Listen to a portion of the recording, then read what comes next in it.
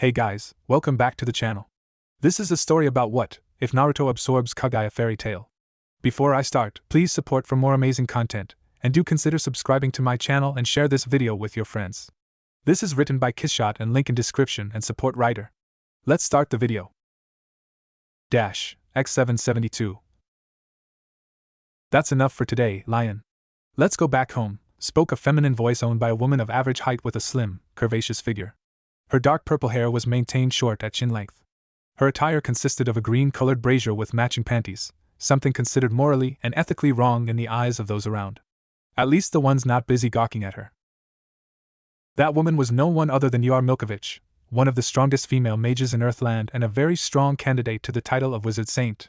She was now in a snowy clearing with her newest pupil Lion Vastia, a 7-year-old boy who had found her seeking tutelage in the magic arts. They had just finished another of their daily sessions and the boy was progressing slowly but surprisingly well for a 7-year-old boy.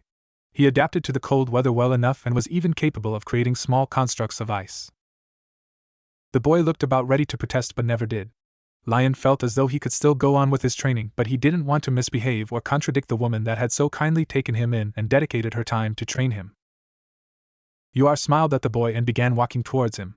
She had grown quite fond of him during the time that she was with him, and as much as she would never admit it, the boy helped fill some of the emptiness and loneliness that had plagued her soul ever since her daughter had died. She shook away such thoughts as she neared her pupil before stopping mid-stride when she heard a slight swirling sound behind her. If that wasn't enough, she saw Lion's eyes widen. Turning around and taking a protective stance in front of Lion, now facing the direction of which the sound was coming from, she was greeted to the sight that she would never forget.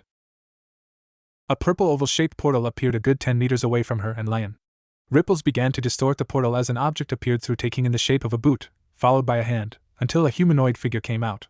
Male in appearance, he had exotic milky eyes, spiky white-haired, and was wearing a white full-length kimono with 6 black magatama around a high collar. Beneath the kimono, a black full-body garment covering the man's pale white skin. His face resembled that of a human, but Yar didn't know if she could really consider him as such. 2 horn-like protrusions sticking out of his head, resembling rabbit ears. His eyes being completely white, strangely radiating power, compassion and warmth, but also giving out the impression of him being blind, a third eye, located in his forehead of which snapped shut the second he stepped out, not allowing her to get a good look at it, but managing to catch a flash of its blood-red color. But out of all of his features, one of them struck the highest impression on her. The man had whiskers, 3 thin lines on either side of his cheeks. Yar found to be rather cute. The portal closed behind him right after several black orbs came out from it, and started to float behind the man's back in a halo formation. Yar unconsciously took a step back as the mysterious man turned over to her, his white eyes glued onto her form, analyzing her slowly with a kind and compassionate stare that made her stomach flutter, partially because she was only in her underwear and was looking indecent in front of the man. Yar found it odd for a seemingly blind to be analyzing her with such intensity, so much so that it seemed as though he was peering right into her soul. The man muttered something to himself beyond the range of her hearing. She didn't know what to make of the situation at hand. He didn't at all seem to hold any ill intentions, but she couldn't be sure. After staring at her for a few seconds, the man closed his eyes and furrowed his brows in concentration. Both Lion and herself watched with interest as the being in front of them seemed to enter a form of meditation for a good 10 seconds, before opening his eyes and frowning. "Where am I?" he asked himself while looking around. Yar shifted slightly in place. His question was enough to shake her out of her stupor. His tone was telling in its confusion. Though that told her much about him, judging by the way he appeared, he didn't seem to be forced out of the portal. Instead, he walked out of it, proving that he went willingly. But what kind of logical being goes inside a portal without already knowing what is on the other side? Shaking the thought that the man in front of her was a complete idiot to do that, she took a few seconds to analyze his stance. She could tell that he is strong. His form was relaxed as if he didn't even register her as a threat. And when she tried to sense his magical reserves, she found nothing. She felt nothing from him.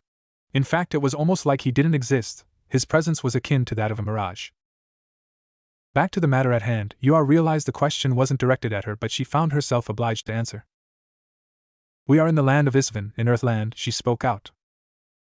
The man seemed to accept her answer as truth and nodded to himself with a grin on his face, not the normally dangerous grin of someone insane, but a somewhat cheerful grin of a person that is excited about something. Earthland, huh? Interesting name. No wonder the atmosphere seems different here. Looks like it worked after all. Oh, but where are my manners? My name Naruto Uzumaki.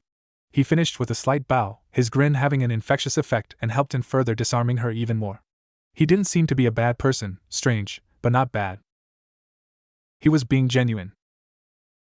Now somewhat confirming that the man didn't have any bad intentions, she visibly relaxed, though not completely. No matter how friendly a being was, you can't completely relax in front of an alien, crude, but that was the best way to describe him. Humans didn't have horns nor whiskers for all she knew. Somewhere a girl with a strange affliction for cats sneezed. "I'm Ur and this is my apprentice, Lion," she said with a short bow of her own, and then gestured towards the boy that was behind her. Lion snapped out of his own questions and stopped staring at the newcomer's horns and gave a slightly forced bow of his own, as to not possibly offend the being in front of him. "What are you doing here?" Ur identified the elephant in the room. "Straight to the point, eh? I like that, but before we get to that, do you know of a better place for us to talk? Also, and this is just a question not to be taken as a suggestion, but could you perhaps clothe yourself more appropriately? Not that I mind the view, but I would feel a little more comfortable if you had more clothes on, if it's not against your culture, that is, not that it would matter in the slightest." He had perfected his eyes to the point where he didn't need to activate them to have access to the more basic abilities, like seeing through walls and of course clothes for relevancy. Something that his former mentor would have killed to have. But she didn't need to know that. He didn't think it prudent for her to know he could see every inch of her so long as he was within a certain range. She blinked. She had almost forgotten that she was only in her underwear, though it seemed to be that the being in front of her wasn't blind. Looking around for her and Lion's clothes, she saw that they were nowhere in sight, probably buried under a pile of snow. "My home is nearby, and just so you know, my lack of dress isn't a custom of any kind. It is a training method to get better in tune with our ice magic. Our clothes are likely buried somewhere under the snow. I will show you to our house now, but I hope you don't mistake my hospitality for ignorance. Try anything and I'll end you," she warned. Now it was Naruto's turn to blink at the woman's change in demeanor. Then he smiled. It was amusing, really. To think she could possibly do anything to him. His thoughts weren't born of arrogance but of assurance. He could see her energy, a strange spiritual energy that was present in the atmosphere around him, and from what she said, it was related to ice. His chakra was capable of linking itself with the energy. Whatever it was capable of doing, from the amount that she had, she wouldn't be capable of killing him. And that didn't even begin to factor in his lifetime of combat experience. Even so, Naruto felt it was better not to start his life in this new world by making enemies, especially when it could be completely avoided. Ur seemed hospitable enough, granted the situation. Not many would invite a complete stranger into their home, especially one that had almost quite literally appeared from seemingly nowhere. Silently observing her retreating form as she started to lead towards her house, she was quite the looker, he would admit. Her body reminded him of a certain Mednine along with a certain lava-spitting girl. Inside Ur's horse. Her house was a nice one, not overly large and not too small. It also had a nice warm feeling of a real home. Right now Naruto is sitting on a mat in the living room, the truth-seeking balls hovering harmlessly above him. Ur was currently changing clothes and he was sitting in front of her apprentice, Lion. The boy had changed clothes so fast that he could have sworn the boy knew the flying thunder god, and made his way directly towards him right after. Said boy was eyeing the floating orbs with childish curiosity. His eyes, large in wonder, focused on the orbs floated above Naruto slowly. "You like them?" Naruto asked with a chuckle. Lion nodded dumbly, his eyes now on the man. What do they do? Are they a type of magic?" Lion asked. Naruto chuckled. It was normal for the boy to be curious. Though he wondered why the boy called it magic, perhaps it was that world's energy, or something related to it. "They are called truth-seeking balls. They can do a lot of things: destroy, create, wound and heal, to name a few." It was a vague explanation, but it was completely true. The boy didn't need to know that those little things could transform anything into dust just by a touch. Lion pouted slightly, not getting to know much about the orbs, and crossed his arms. "Master's magic is cooler." Naruto raised a single eyebrow in amusement. It was normal for a student to be defensive of their masters and was struck with a welcomed sense of nostalgia seeing such a strong bond between master and student. Curiosity soon overcame him at the remembrance of the woman's abilities. Speaking of the woman, despite his focus being on the child, he could see the woman standing in the blind spot every human shared. The action was not lost on Naruto. He didn't think it was necessary to dance around one another. "Come now, Ur-san, this is your house. There's no need to eavesdrop." Naruto smiled pleasantly at the boy in an effort to quell his worry. The tension between the two adults wasn't very well concealed. Ur frowned slightly at being discovered but felt no shame about what she did. As she made her way towards them, Naruto took notice of her new attire. A tan jacket that opened to reveal a red tank top with a black collar and blue jeans. As they locked eyes, his lack of pupils became apparent to Ur. Naruto smiled. Ur was truly beautiful, he would admit. She radiated it both physically and spiritually. He could see within her soul, a troubled one at that. The poor woman must have faced many trials and tribulations in her life, yet somehow she retained a sense of caring and compassion. Before he realized it, Naruto found himself in a trance as he continued to sense the woman's aura. Sitting next to Lion, Ur crossed her legs, a comfortable position for her, and returned the favor. She noted he remained calm and composed as before. That's when her focus drifted to his attributes again. Aside from his glaring physical traits, Ur couldn't help but notice just how, for lack of better words, manly he appeared. The whisker marks on his cheeks negated this, if only slightly. Ur would admit they were rather cute in appearance. So Naruto-san, was it? Can you answer a few questions for me? His name sounded strange for her tongue. Her curiosity would only go so far. Ur needed to know he would not be a threat to Lion and herself. Ask away, Ur-san. What are you? Ur asked bluntly. You certainly don't hold back, do you, Ur-san? Naruto chuckled, but I'm afraid I don't quite know how to answer that. How so? Ur asked with a little more tact this time around, hearing his change of tone. I suppose I used to be human, but due to certain circumstances, well, I don't really know what I am anymore. You may not believe me, but I'm immortal. You can consider me an alien, god, or even a demon? Personally, I like the name my parents gifted me, Naruto finished with a cheery smile, as if what he said was completely normal. Ur and Lion, on the other hand, both were at a loss for words. Lion was young, and as such his main focus was on the subject of immortality. Ur, on the other hand. She recognized the all-too-familiar pain lacing his words and the distress in his eyes, especially at the mention of the derogative title of demon. Why are you here? Ur urged him in a much more restrained tone of voice. Right, as to why I'm here. I suppose you could say I was bored, lonesome even. And before you ask how I got here, well, I simply tore a hole through the fabrics of space and time, linked it to the area with life forces most similar to my own, and simply stepped through. Naruto finished with a shrug of his shoulders and a carefree smile on his face. Now that garnered a visible reaction from Ur. Space magic wasn't unheard of, but it was very rare, and those who could wield such a power were few in number, with the mages themselves being extremely powerful. More to the point, the magic was only used for travel from one place to the other, but always in the same world. This man was speaking of traversing dimensions, and did so with an ease, as if it was as simple as tying one's shoe. The reason behind his lack of fear regarding her became glaringly apparent. If this man was able to accomplish such a task, then what was he to fear? That's when Ur realized she'd better tread carefully around him. Despite this, she thirsted for more information from the man, only with caution. Lion was livid, and both adults could have sworn they'd witnessed stars in his eyes. He honestly didn't understand much of anything about what Naruto said, but there was one thing he could understand. The man sitting in front of him was very powerful. Well, that is quite a lot to take in, Ur began slowly. If you don't mind, I have one more question. Let's hear it. Naruto smiled cheerfully. What are you going to do now? Her voice showed the first signs of emotion aside from caution. If Ur was to be honest, she didn't want to see him go. He seemed like a nice enough person and proved to be pleasant company so far, and she wouldn't mind getting to know Naruto better. Ever since her husband left her once her pregnancy came to light, Ur found herself lonely and in need of good company. Not sexual, of course, but a friend of sorts. Lion was great company himself, but he was just a child. There were things she simply couldn't discuss with him.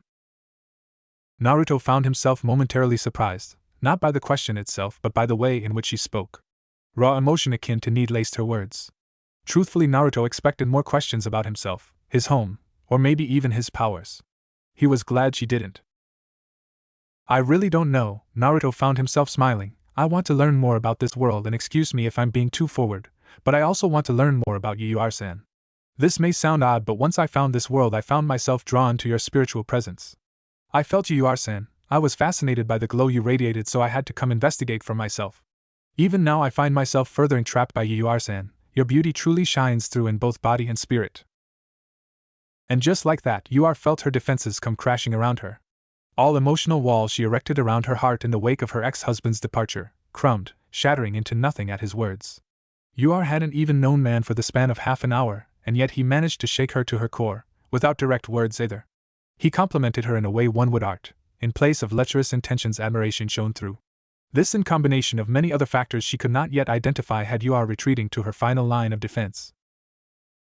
Yua crossed her arms with a huff and turned her head to the right as far as humanly possible, a fierce blush staining her nose and cheeks.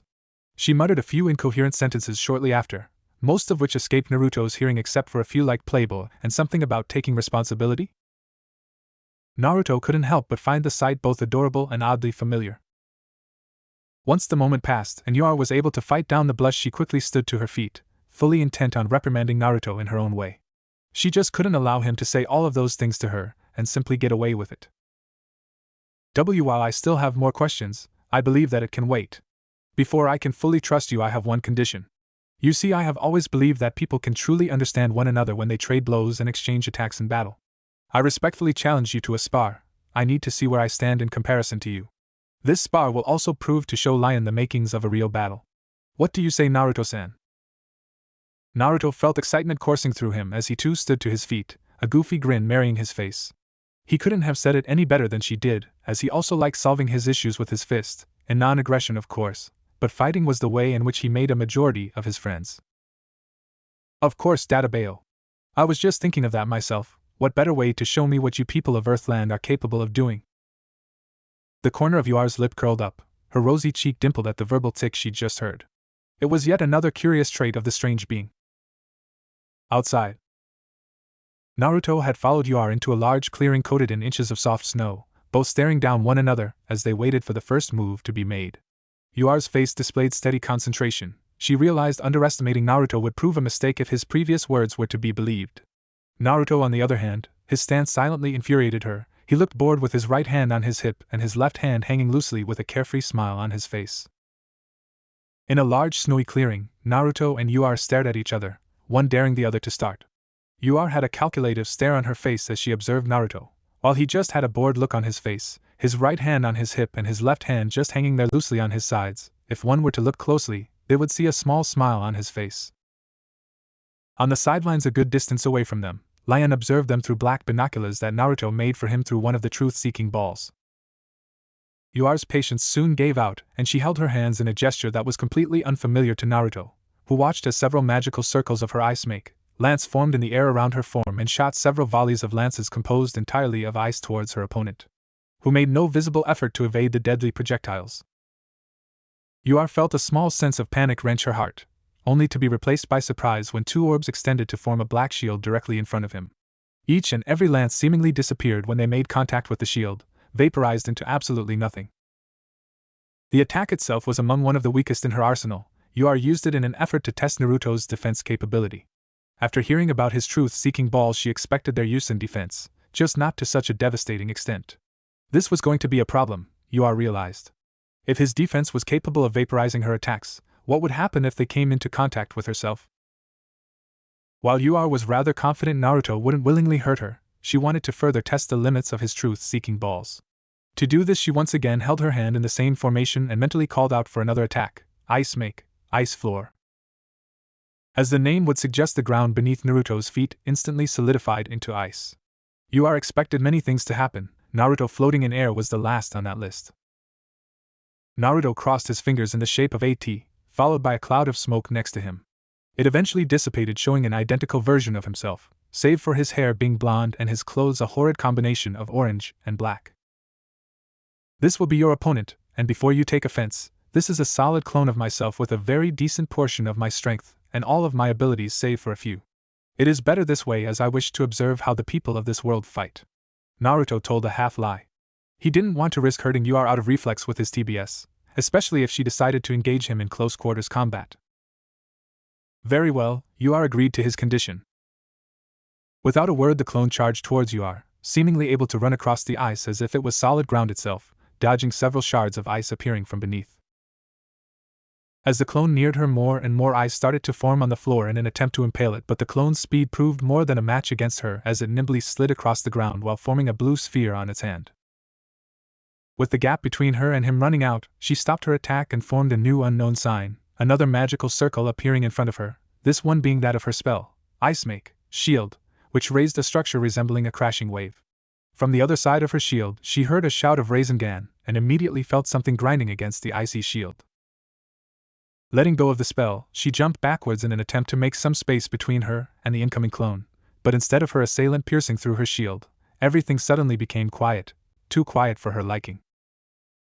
As she attempted to turn around to get a look of her surroundings, the world seemed to slow down as soon as he entered her vision.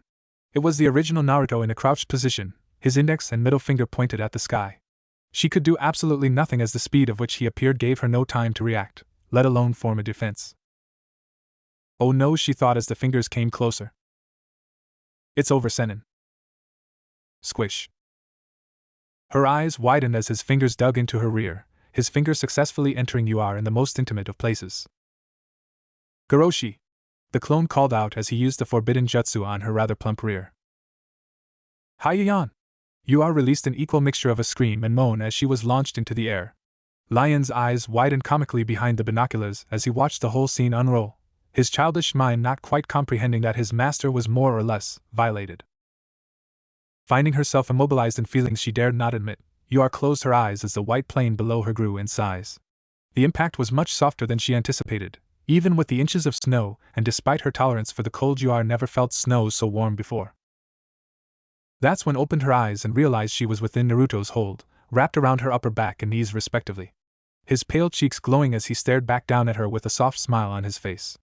Wanted nothing more than to be angry at him. He had touched in a place not even her ex-husband dared near, and in front of her student nonetheless. Yet she couldn't find the strength to hate him, nor could she ignore the pleasant burning sensation in the general area he just invaded, leaving her legs numb. At this point couldn't find it in herself to fight the pleasure any longer.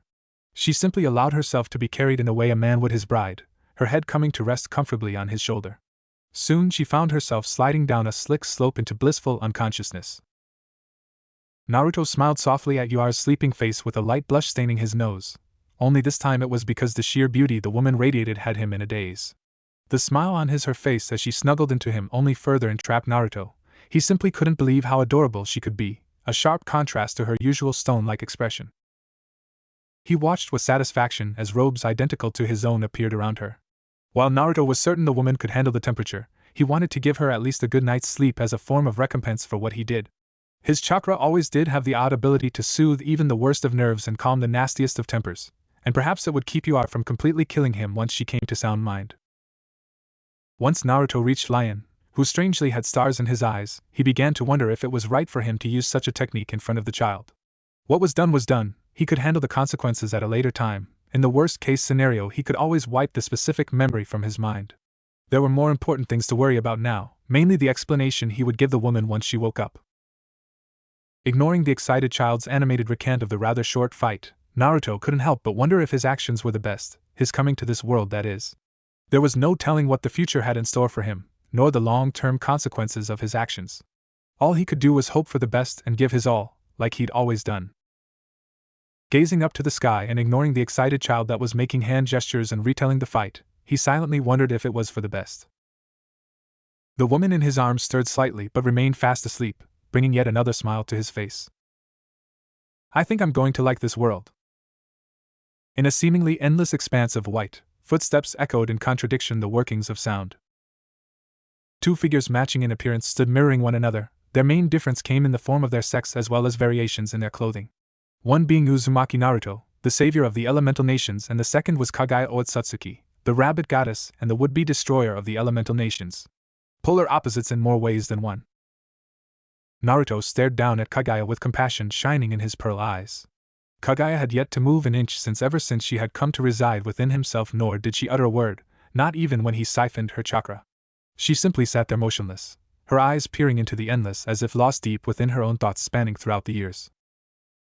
In the beginning Naruto didn't care, but after years passed and his compassion grew, he began to worry about Kaguya. She couldn't have been a bad person in the beginning. People weren't inherently born evil. If all his facts were in order, her intentions were in the right place, the means simply could not justify the ends. Kaguya wasn't initially trained to kill, she wasn't trained to handle power that surpassed that of the gods. She was just a princess with a dream to end the pain and suffering war wrought, but power corrupted even the purest of souls. In the end Kaguya was no different. She did not have his fortune in having those around him who installed a sense of humility into him. Jiraiya and the Sandaime Hokage were great examples of men shaped through a lifetime of meaningless war. It was this very same knowledge that ultimately cemented their victory. Naruto was trained by legends in their own right. Had Kaguya possessed a greater knowledge of warfare, or even the basics of what the average genin knew, well, the outcome may have been much different. But that was all in the past, and if there was something Naruto realized after so many years, it would be that time lamented was time lost. He held no grudge against Kaguya, not any longer. In fact, he wanted nothing more than to see life return to those twin voids which held so much beauty. Determination soon lanced through Naruto in a moment of creativity. His previous attempts had resulted in repeated failures, but Naruto was nothing if not persistent. He proved this by conjuring up a delicacy he once tried and found himself liking second to his all-time favorite food, ramen. They were alike in appearance, and to some extent beliefs. Perhaps they could share more. Naruto held a single slice of carrot cake upon a silver platter along with a fork and a glass of milk. He didn't have high hopes, but if all else failed, try again. And he would continue trying until Kaguya showed signs of life once more. Despite her godlike status, Kaguya was at one time a girl, then a woman. His reverse harem technique proved as much. He had high hopes a semblance of her humanity remained. He gently placed the plate and cake in Kaguya's reach and gave her space, his Byakugan activating subconsciously in anticipated concentration. Initially nothing happened and Naruto was not disheartened. He spent days on end in a one-way staring contest with the Kaguya. He could wait. That's when her nose twitched in the slightest, the action so subtle Naruto would have thought it his imagination if not for his eyes, which widened when he saw her blink. Naruto found himself smiling like a man at the first signs of life returning to the woman.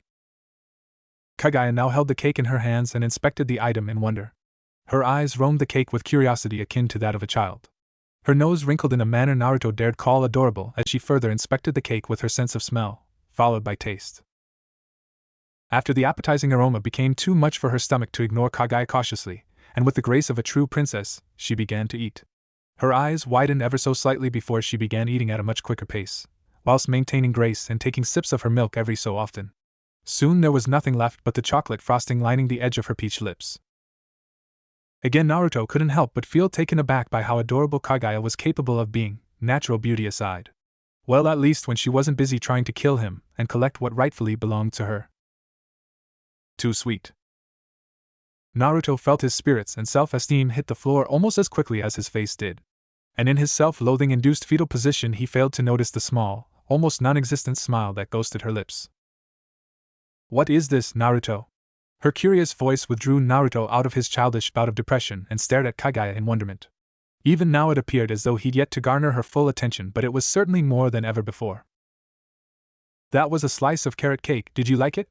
He smiled when she referred to him using his name, and not Azura as before. Much to his continued surprise she nodded.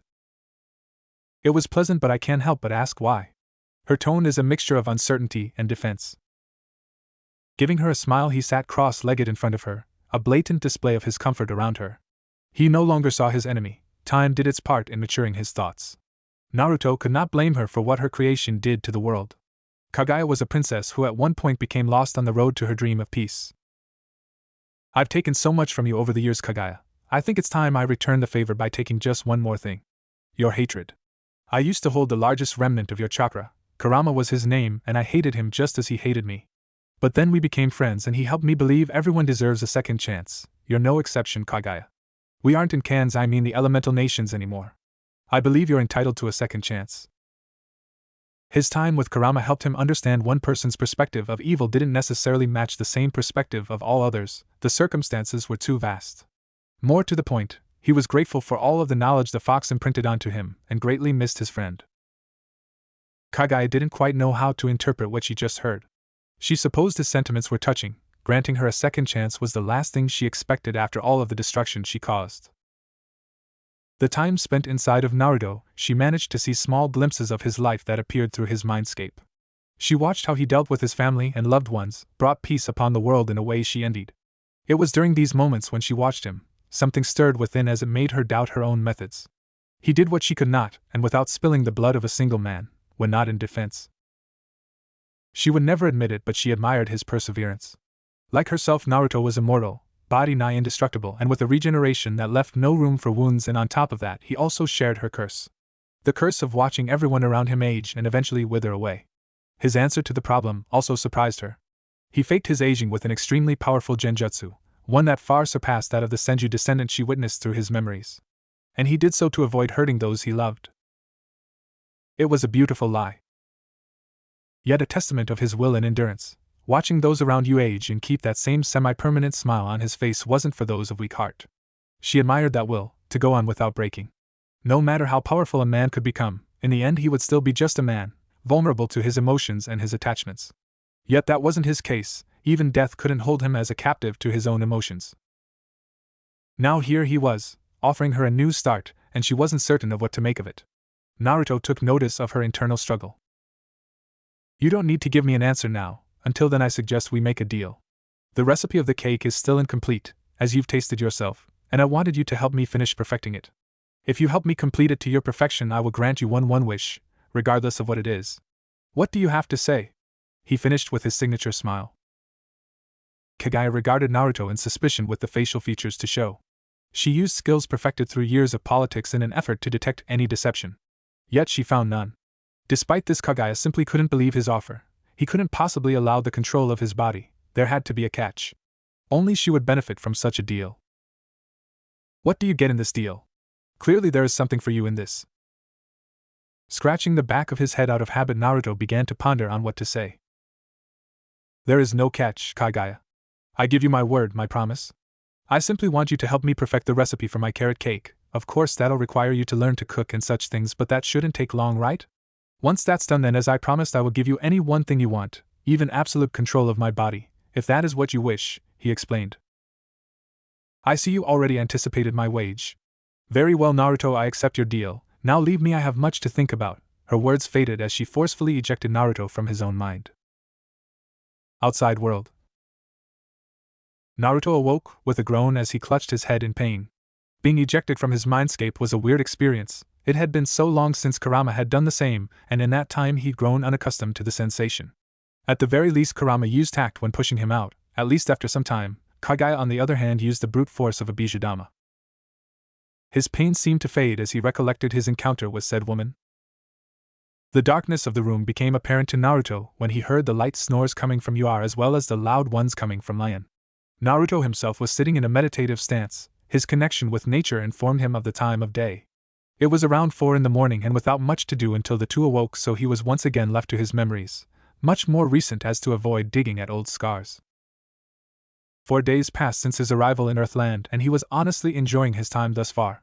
As expected, Uar refused to even acknowledge his existence on the first day and then freeze his posterior off on the second day after Lion asked him to teach him the technique used to immobilize her.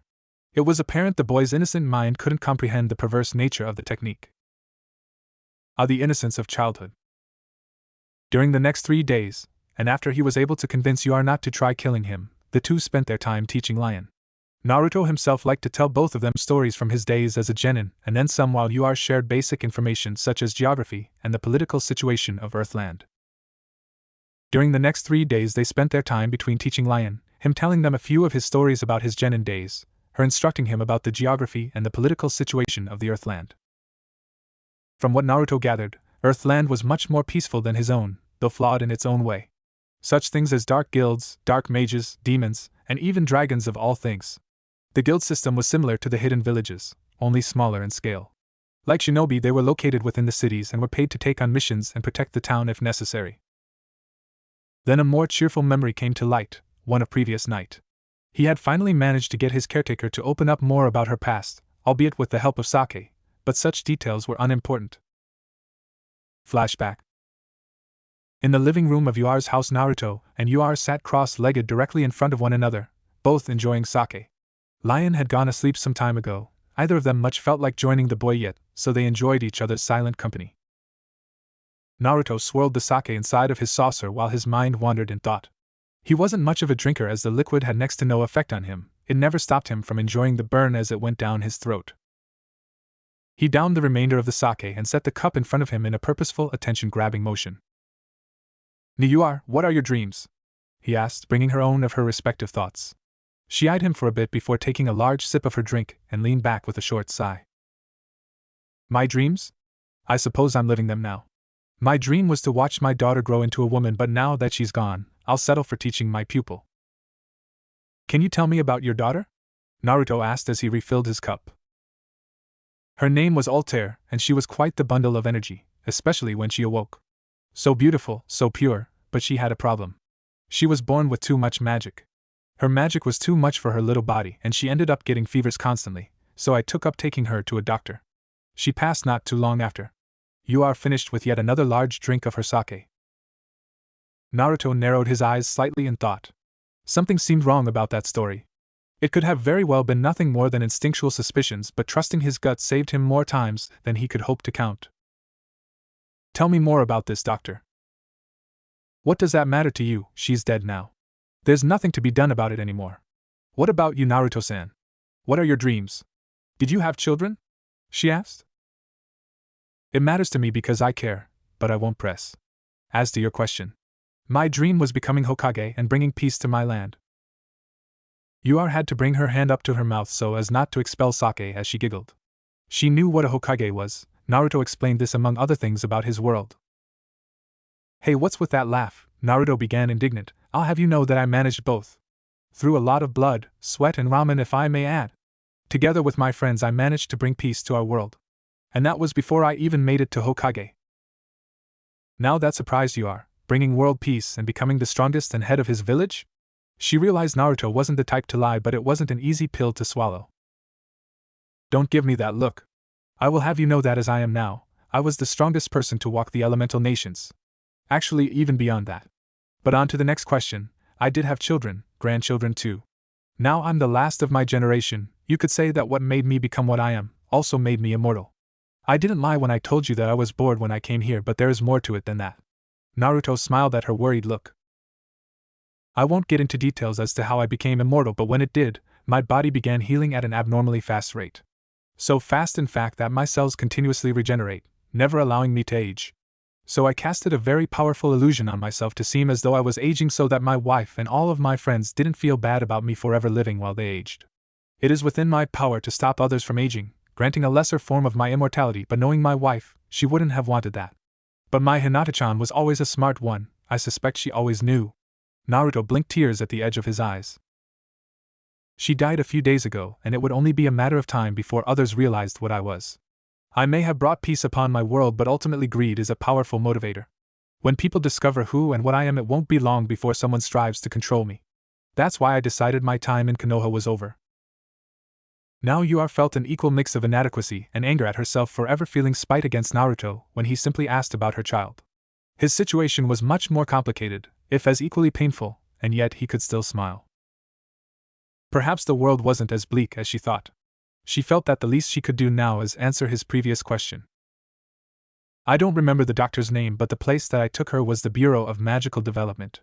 There's a folder in the first drawer over there. The other details that escaped me should be in there. Yua said. Naruto smiled at Yua as he stood to his feet and quickly pulled her with him and to his chest. Their differences in height became visibly apparent when the top of her head only reached the base of his neck. I think we've reminisced enough for today. How about enjoy the rest of the night? He asked in a smooth tone. Yua stood stock still in his arms for passing moments before she felt herself nodding into his chest. She held her face as close to Naruto's chest as she could so as to hide the massive flush on her face. I think you'll like what I have in mind, Naruto whispered into her ear. Please close your eyes. Yua simply nodded again in his hold. Nothing happened. She began to wonder if it was yet another perverted prank of Naruto's in the making, only to feel something on her waist followed by a chuckle. You can open your eyes now, Yua. She did as she was told, her eyes widening far past the fault as she took in the breathtaking surroundings. The place was the perfect picture of a paradise, filled with various statues of varying sizes and materials. The floor itself was made of polished gold. A number of the statues towered over many of the buildings that she'd ever seen, the biggest numbered 9 in total. Each of the depicted glorious yet frightening creatures the likes never before imagined in her wildest dreams, the moon shining above reflected an ethereal glow. The first statue was of a fox in a size that rivaled a mountain, composed of ruby and melanite, then an octopus/ox hybrid, an amber and amethyst bug-like creature with 3 pairs of wings and tails, a slug-like creature with 6 tails made of rose quartz, an aquamarine horse/dolphin hybrid, a monkey with 4 tails made of imperial topaz, a turtle with 3 tails composed sodalite, a sapphire-colored feline with 2 tails, and finally a sunstone mix between a raccoon and a dog. Each of the creatures were carved with care and dedication shown in the details. Next to each of the gigantic statues, with the exception of the fox, was the statues of a human made from the very same material of their corresponding creature. Each of them were posing in various forms with varying numbers of fingers being held matching the number of tails of their matching creatures. "You like it?" Naruto asked. Ur didn't reply, let alone register his question, but he continued regardless, "I hope you do. This is the sanctuary I created inside one of my accessible dimensions, a memorial dedicated to some of my fellow brothers in all but blood. Took a long time and hard work to create the stones and then to carve them out. I like to call this place Ground Zero." It was very special to him with all of the time and shadow clones it took to create the material. Luckily Gaara was willing to teach him his magnet release as well as giving him a copy of his father's scroll on creating gold dust. The carving of the stones themselves were done without the help of clones, and was a great source of pride with how well it all turned out. Ur finally seemed to register his words and gave a nod, though she'd yet to figure out how to react. The place was beautiful, and from the tone in which he spoke of it, Naruto was emotionally attached to it. "Why bring me here?" she asked in shock. "This place is very special to you, right? We haven't known each other for more than a week. Why did you bring me here?" She would have continued with her line of question had Naruto not placed his finger gently over her lips. "It's true, this place is of great importance to me, which is why I brought you here. In fact, you are the first person after my wife that I've shown this place to. Overall, though, I feel that it would be a shame if such a beautiful place is known only to myself. I feel as though I can trust you, Ur. My eyes are scarcely mistaken. I know a fine jewel when I see one.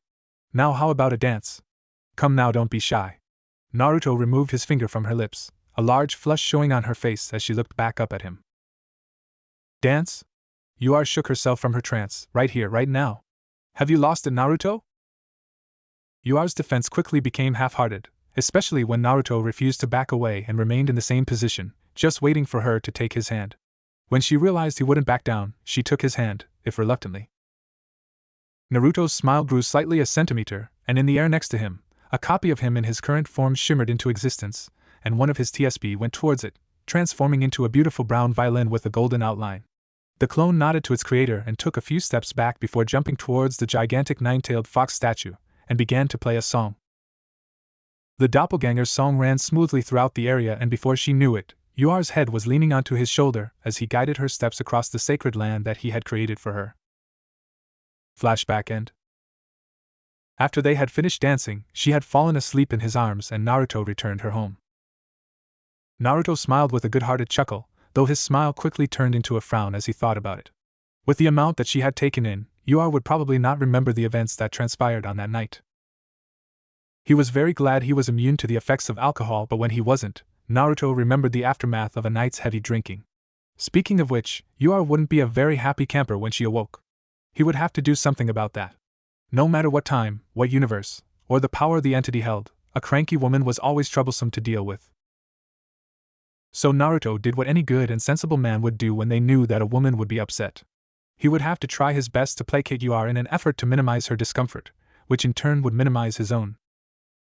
Naruto conjured up a couple of clones and touched a specific seal on the inside of his robe, producing an elegant white bow from within. It was simple yet very deadly, especially in his hands. Its structure was made from his all-killing ash bones.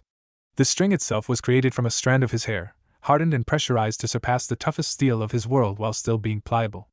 Only he was capable of pulling the strength to draw the bow without losing fingers to the sharpness of the string. All of that combined with his vision was something to be feared on the battlefield. One of his clones accepted the bow before disappearing in a body flicker, off on a hunt for lunch and dinner, while his other clone began preparation for breakfast. While his clones went about their business, Naruto silently approached the slumbering woman. Kneeling down close to her, he coated his right hand in his yang chakra and placed it on her head, then onto her belly. A soft moan escaped her lips as his chakra began to affect her body. Yang chakra could be used as a preemptive counter against a hangover. It only took Naruto a few seconds as his chakra was extremely potent, and its effects on someone from Earthland was unknown to himself. He didn't want to risk possibly hurting Ur without more practice on his early magical abilities. Naruto carefully detached himself from her, and walked towards the drawer Ur pointed to the previous night. The woman in question had proven to be a very light sleeper. Opening the drawer would no doubt wake her up. So he flashed his Rinna Sharingan open for a moment, and ran his hand through the drawer through the small portal he conjured and retrieved the folder. It was a clear abuse of his powers, and yet, Naruto didn't find it in himself to care. Not when such an ability was as easy as an intake of breath for him, and the chakra he needed was insignificant, by his standards at any rate. Anyone below Jounin level would have died from chakra exhaustion from the use of the jutsu. Hovering in the air, he made his way into the living room so as to inspect the folder's contents. On his way there, he passed the clone who was putting the finishing touches on the breakfast, a meal consisting of pancakes and orange juice. Simple but delicious. Sitting on a mat, Naruto opened up the folder pertaining to Altair Milkovich. Sadly, he only understood a tenth about what was written in it. Not even the Rinna Sharingan could do such miracles in the span of a few days. The little he did understand were the notes that UR had written on a separate paper. The notes didn't offer much information, but they managed to give him some insight on the deceased girl. However, it was after dealing with the likes of Orochimaru that Naruto was able to detect some abnormalities. He took UR's lesson about the geography of the planet to heart. He spent well over 6 hours memorizing every spot on the map that she had provided him, every city, every bridge, everything, and subsequently their names, which drove him to learn the basics of the language. The place location of the bureau was in a very remote area far from civilization. Hospitals were usually placed as close to civilization as possible. That in itself was fishy, and it didn't end there. The bureau's name was suspicious enough as it implied the development of magic, and Altair was born with extremely large magic results. The facility was run primarily by scientists, which from personal experience, they cared little about morals and methods. Only the ends. Something wasn't right, and Naruto wouldn't rest until he was certain. He was a man of action after all. He would go there and see for himself, and if he was wrong, then that would be the end of it. But if he was right and they were somehow involved in the death of Altair, demons, dragons, and whatever Zerif was, they would all be the least of their problems. He had finally arrived. After leaving his clones in Yar's house and making sure that he had memorized the map, he flashed through the land of Isvan in his top speed in search of the institute. It didn't take him much longer than 30 minutes for him to find it due to a few wrong turns, but nonetheless he had finally found the place. Right now he was in a mountain with a very good distance away from the bureau. The magical institute was but a small crescent-shaped spot in the horizon, yet for him it was as if he was inside of it. Ah, the wonders of his eyes, a shame that the world was so full of the floating particles of Aether Nano, that it was getting in the way of his vision. And now that he had found the place, he wasn't sure what he should feel to it. The more that he analyzed it from the inside out, the more he came to the conclusion that it wasn't the good place that UR had told him it was, and the more he examined it, the more compelled he felt to bring the moon or another satellite crashing down on it. From the distance that he was situated, he couldn't focus well on their energy signatures due to the interference of the Aether Nano and the air obstructing his senses and his vision. However, even with a few dozen kilometers separating him and its surface, he could still see the rooms clearly and roughly identify its containers and its residents. Inside of it he could tell that there were 3 children. He couldn't identify them clearly, but he could tell that they were 1 boy and 2 girls of around 5 years old. UR's child was a girl, so there was a small chance that one of the 2 was her. Not that he would ignore the other 2 if they weren't. It was strange really, why would such a big place hold only 3 children and a bunch of people using masks and coats? But first he would have to confirm what was really happening in there, so making an all too familiar T-shaped hand sign just for the sake of nostalgia, a clone shimmered into existence next to him. The clone didn't need to receive any orders from him.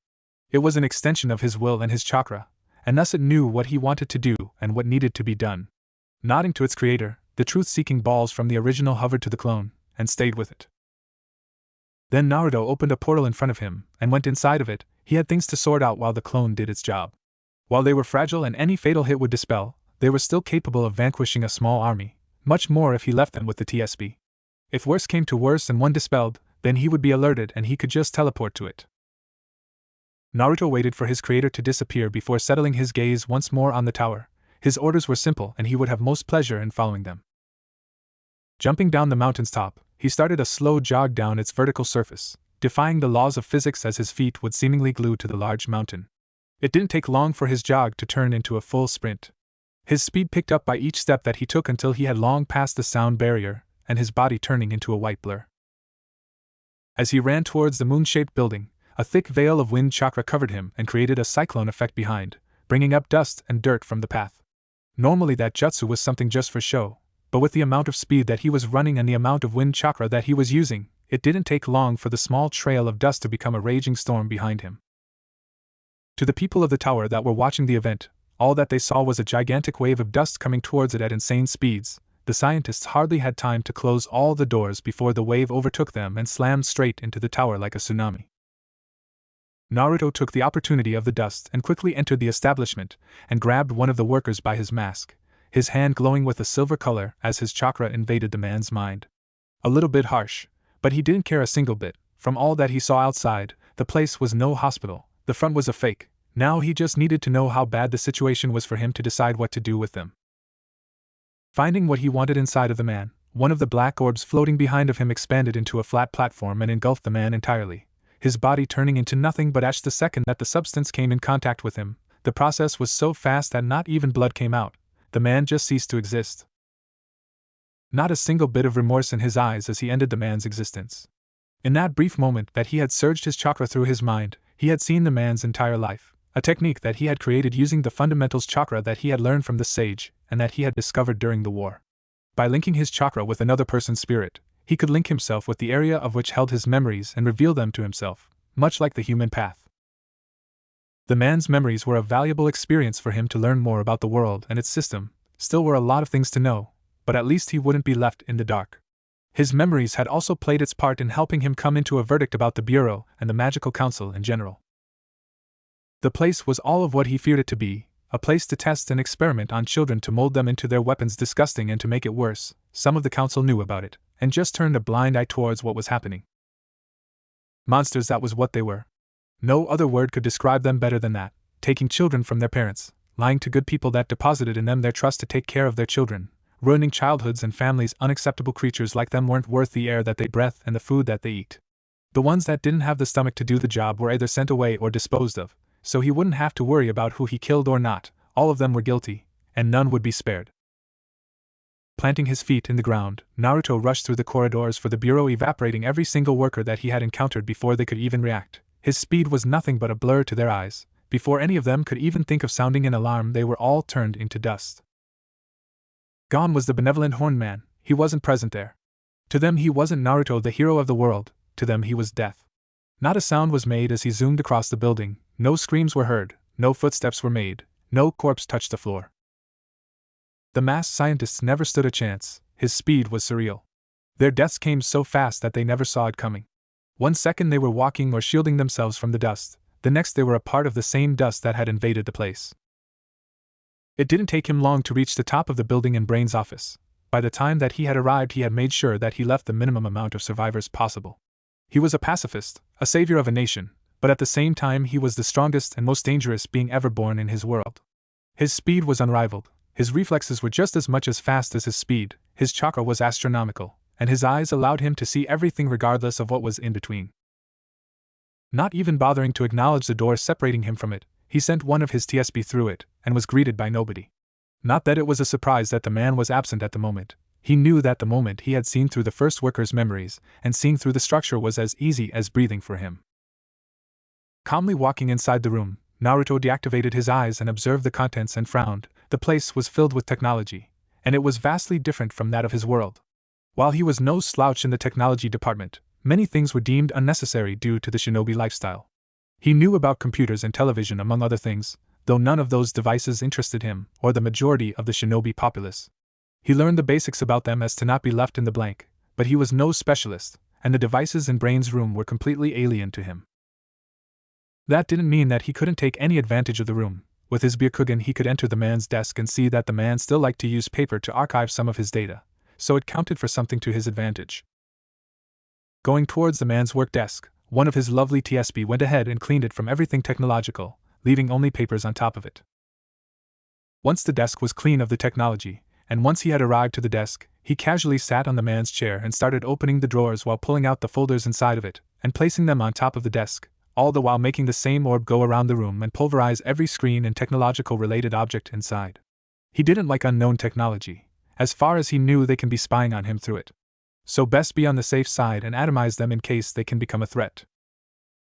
Placing his right leg on top of the desk and tilting himself slightly, he started to go through the folders one by one, most of them containing pictures of children with a word written vertically in red across the picture, something that he managed to deduce that meant deceased. Additionally to the photos were a paper with incoherent words written on them. He would have to look into the world's alphabet later on with UR. Out of all the folders, he only found 3 that weren't marked dead. Pushing the other folders aside of the desk and onto the ground, he placed the 3 of them opened in front of him and examined them. The first one in the left was that of a golden-haired boy with emerald-colored eyes. Next was a girl with long black hair and pitch black eyes. Then was a girl with short, dark purple hair and brown eyes. He didn't have to think twice about the second one. She was almost a chibi version of Yuar. Yuar's features were all across her. Genetics was kind with the girl when she was born. The other two he didn't know about, but he knew that the three of them were in the tower, and that he would be taking them out of the hellhole. Closing the 3 folders and placing them inside of his kimono, Naruto leaned back into the chair and closed his eyes to contact the original about his findings.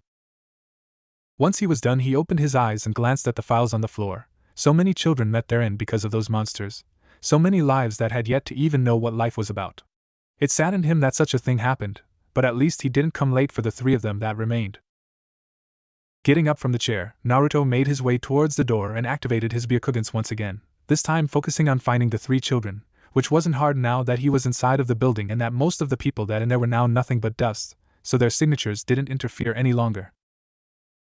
In a dimly lit room, a small black-haired child sat on her cartoonish snake bed while looking at the red dots adorning the black floor. Altair hadn't been capable of sleeping since the previous night due to the experiments that they had done on her. Her body would hurt and her head would ache whenever she tried to sleep, so she settled for staring at the ground. Times like those were often there in the bureau. Altair always used those sleepless nights to think about her mother. It was slightly depressing for her to think about it. The mean people had told her that her mother left her there with them, but she couldn't believe what they were telling her. The hope to see her mommy was the only thing keeping her going. If she lost that, then she would go insane. As she started at the ground, she noticed how a shadow of the window was casting itself on the center of the floor. It was already another day. Her concentration was such that she hardly noticed the time pass by and the few screams in the distance, as well as the very slight tremor that hit the building. Shifting her big brown eyes towards the wall where they would normally appear, she waited fearfully for them to arrive. It was around the time of which they would bring her breakfast, and even if they were bringing food, albeit bad one, she still hated to interact with them or take anything that they gave. But she needed food. She needed to stay alive if she were to ever meet her mommy again. Looking back towards the ground, she saw that the shadow that the upper window created had moved considerably from its previous position in the center of the room. Her stomach started to grumble, and she held onto it in pain. Soon various thoughts started to come into her mind. Maybe they had given up in her and were going to let her die. Maybe it was another of their twisted tests. As her mind started to think of the possible reasons as to why they were taking so long, something broke her out of her thought process. A whisper, a hardly inaudible whisper on the depths of her mind, yet she heard it loud and clear.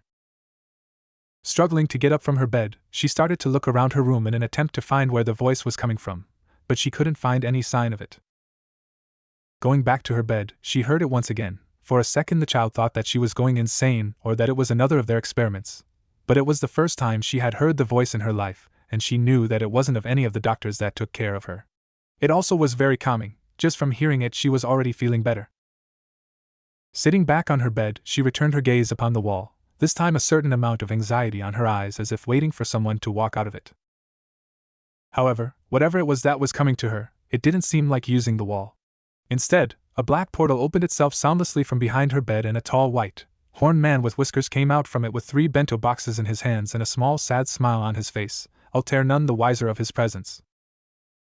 Closing the portal behind him as the truth-seeking balls joined him, Naruto took his time to analyze the girl and see the similarities between her and Yuar. He didn't need the Byakugan to know that she was Yuar's daughter.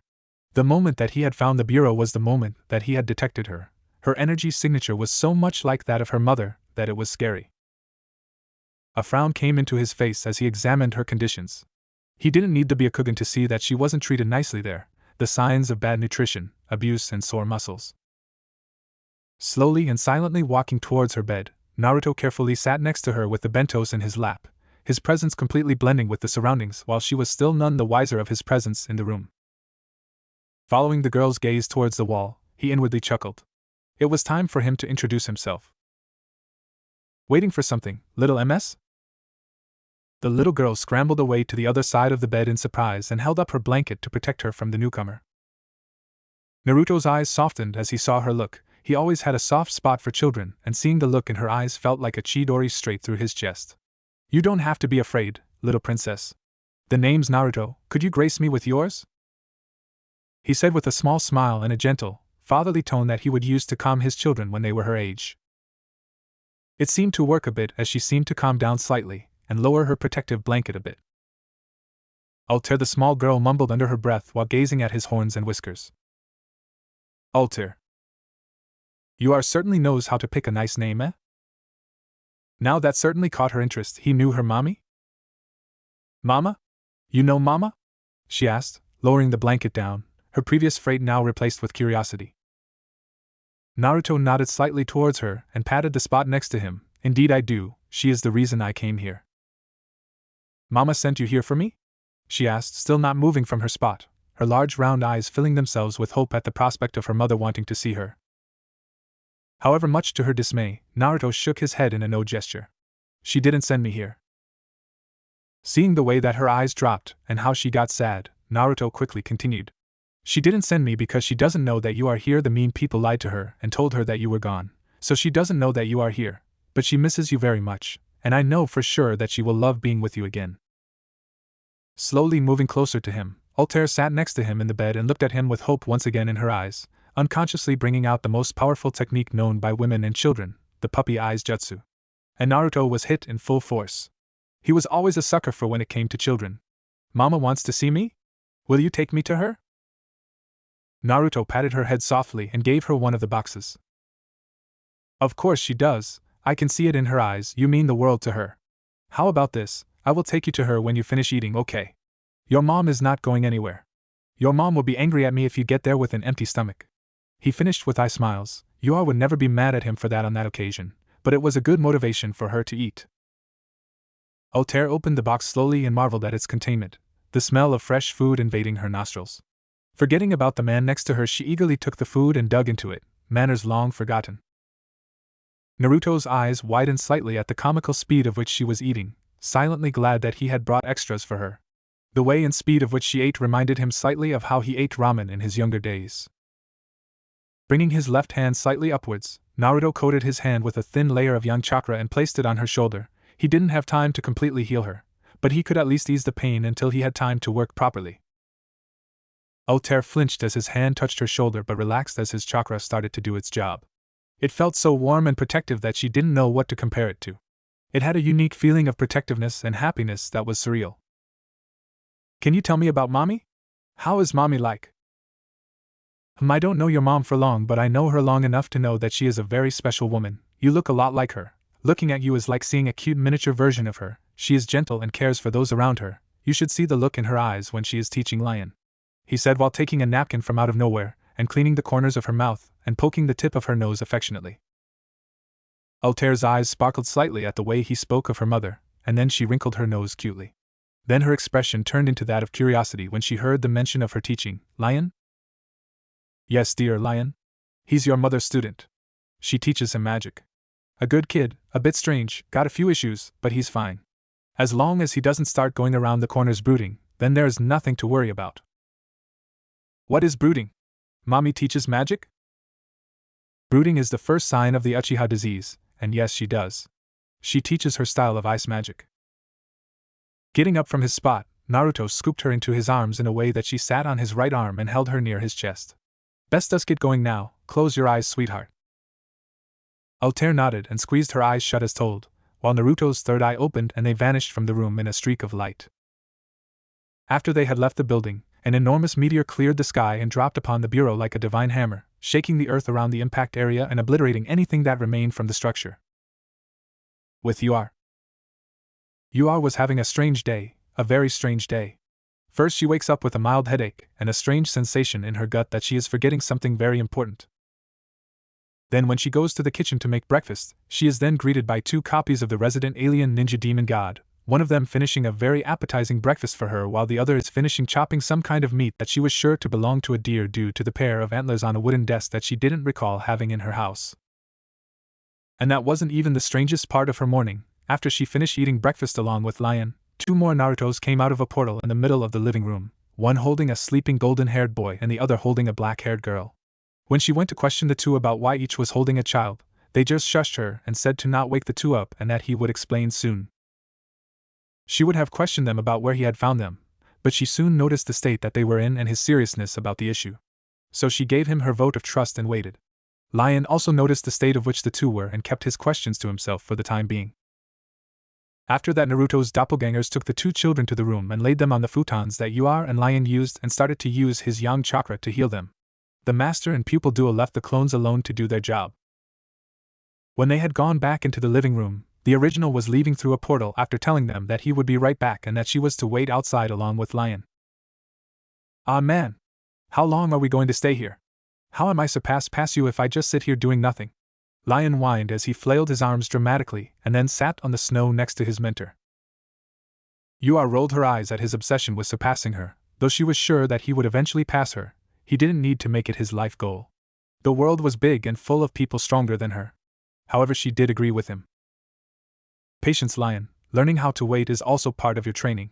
He must be on high. She didn't get the chance to finish her sentence as the area in front of them slightly distorted and Naruto shimmered into existence in it. Her eyes could hardly believe what she was seeing.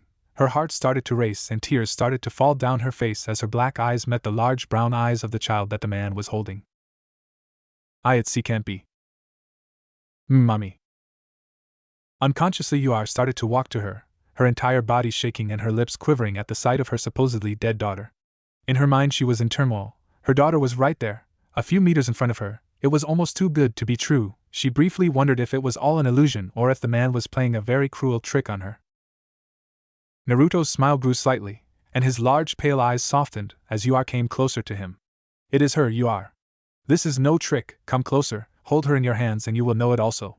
He finished while slightly extending Altair so that her mother could take her. Yua hesitated at first, doubt still in her mind, but she slowly extended both of her arms. As if an eternity passed for her, Yua's hands reached Altair.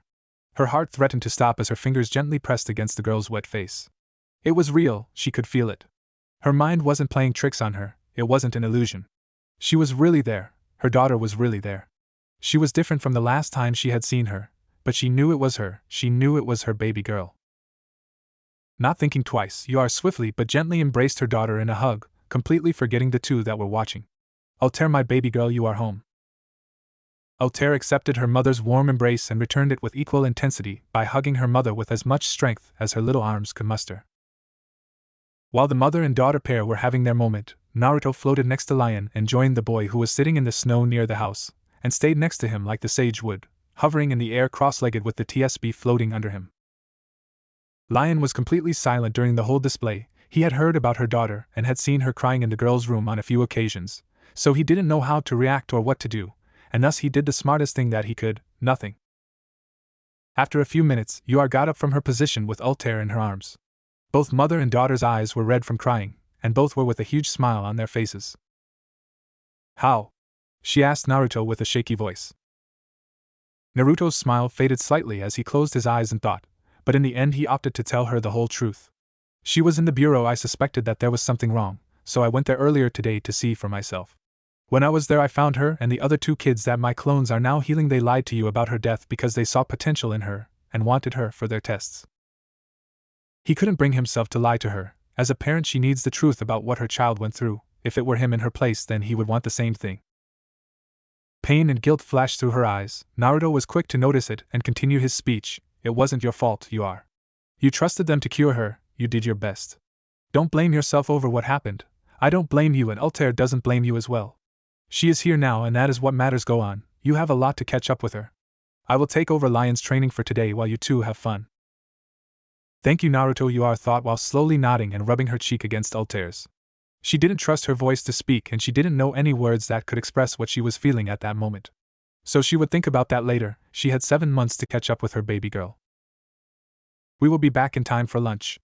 Let's go, Lion. Time for us to find out what type of fighting style suits you. Yua nodded once again, and then proceeded to go into the house with Altair with a big smile on her face, though she halted her movements when she heard Lion enthusiastically yell yay. You will teach me that super cool technique, right? Her head turned around almost mechanically at the mention of that technique, her eyes sending a very clear message of you do that, and you will pay. To Naruto, who just rubbed the back of his head nervously and patted Lion's head affectionately.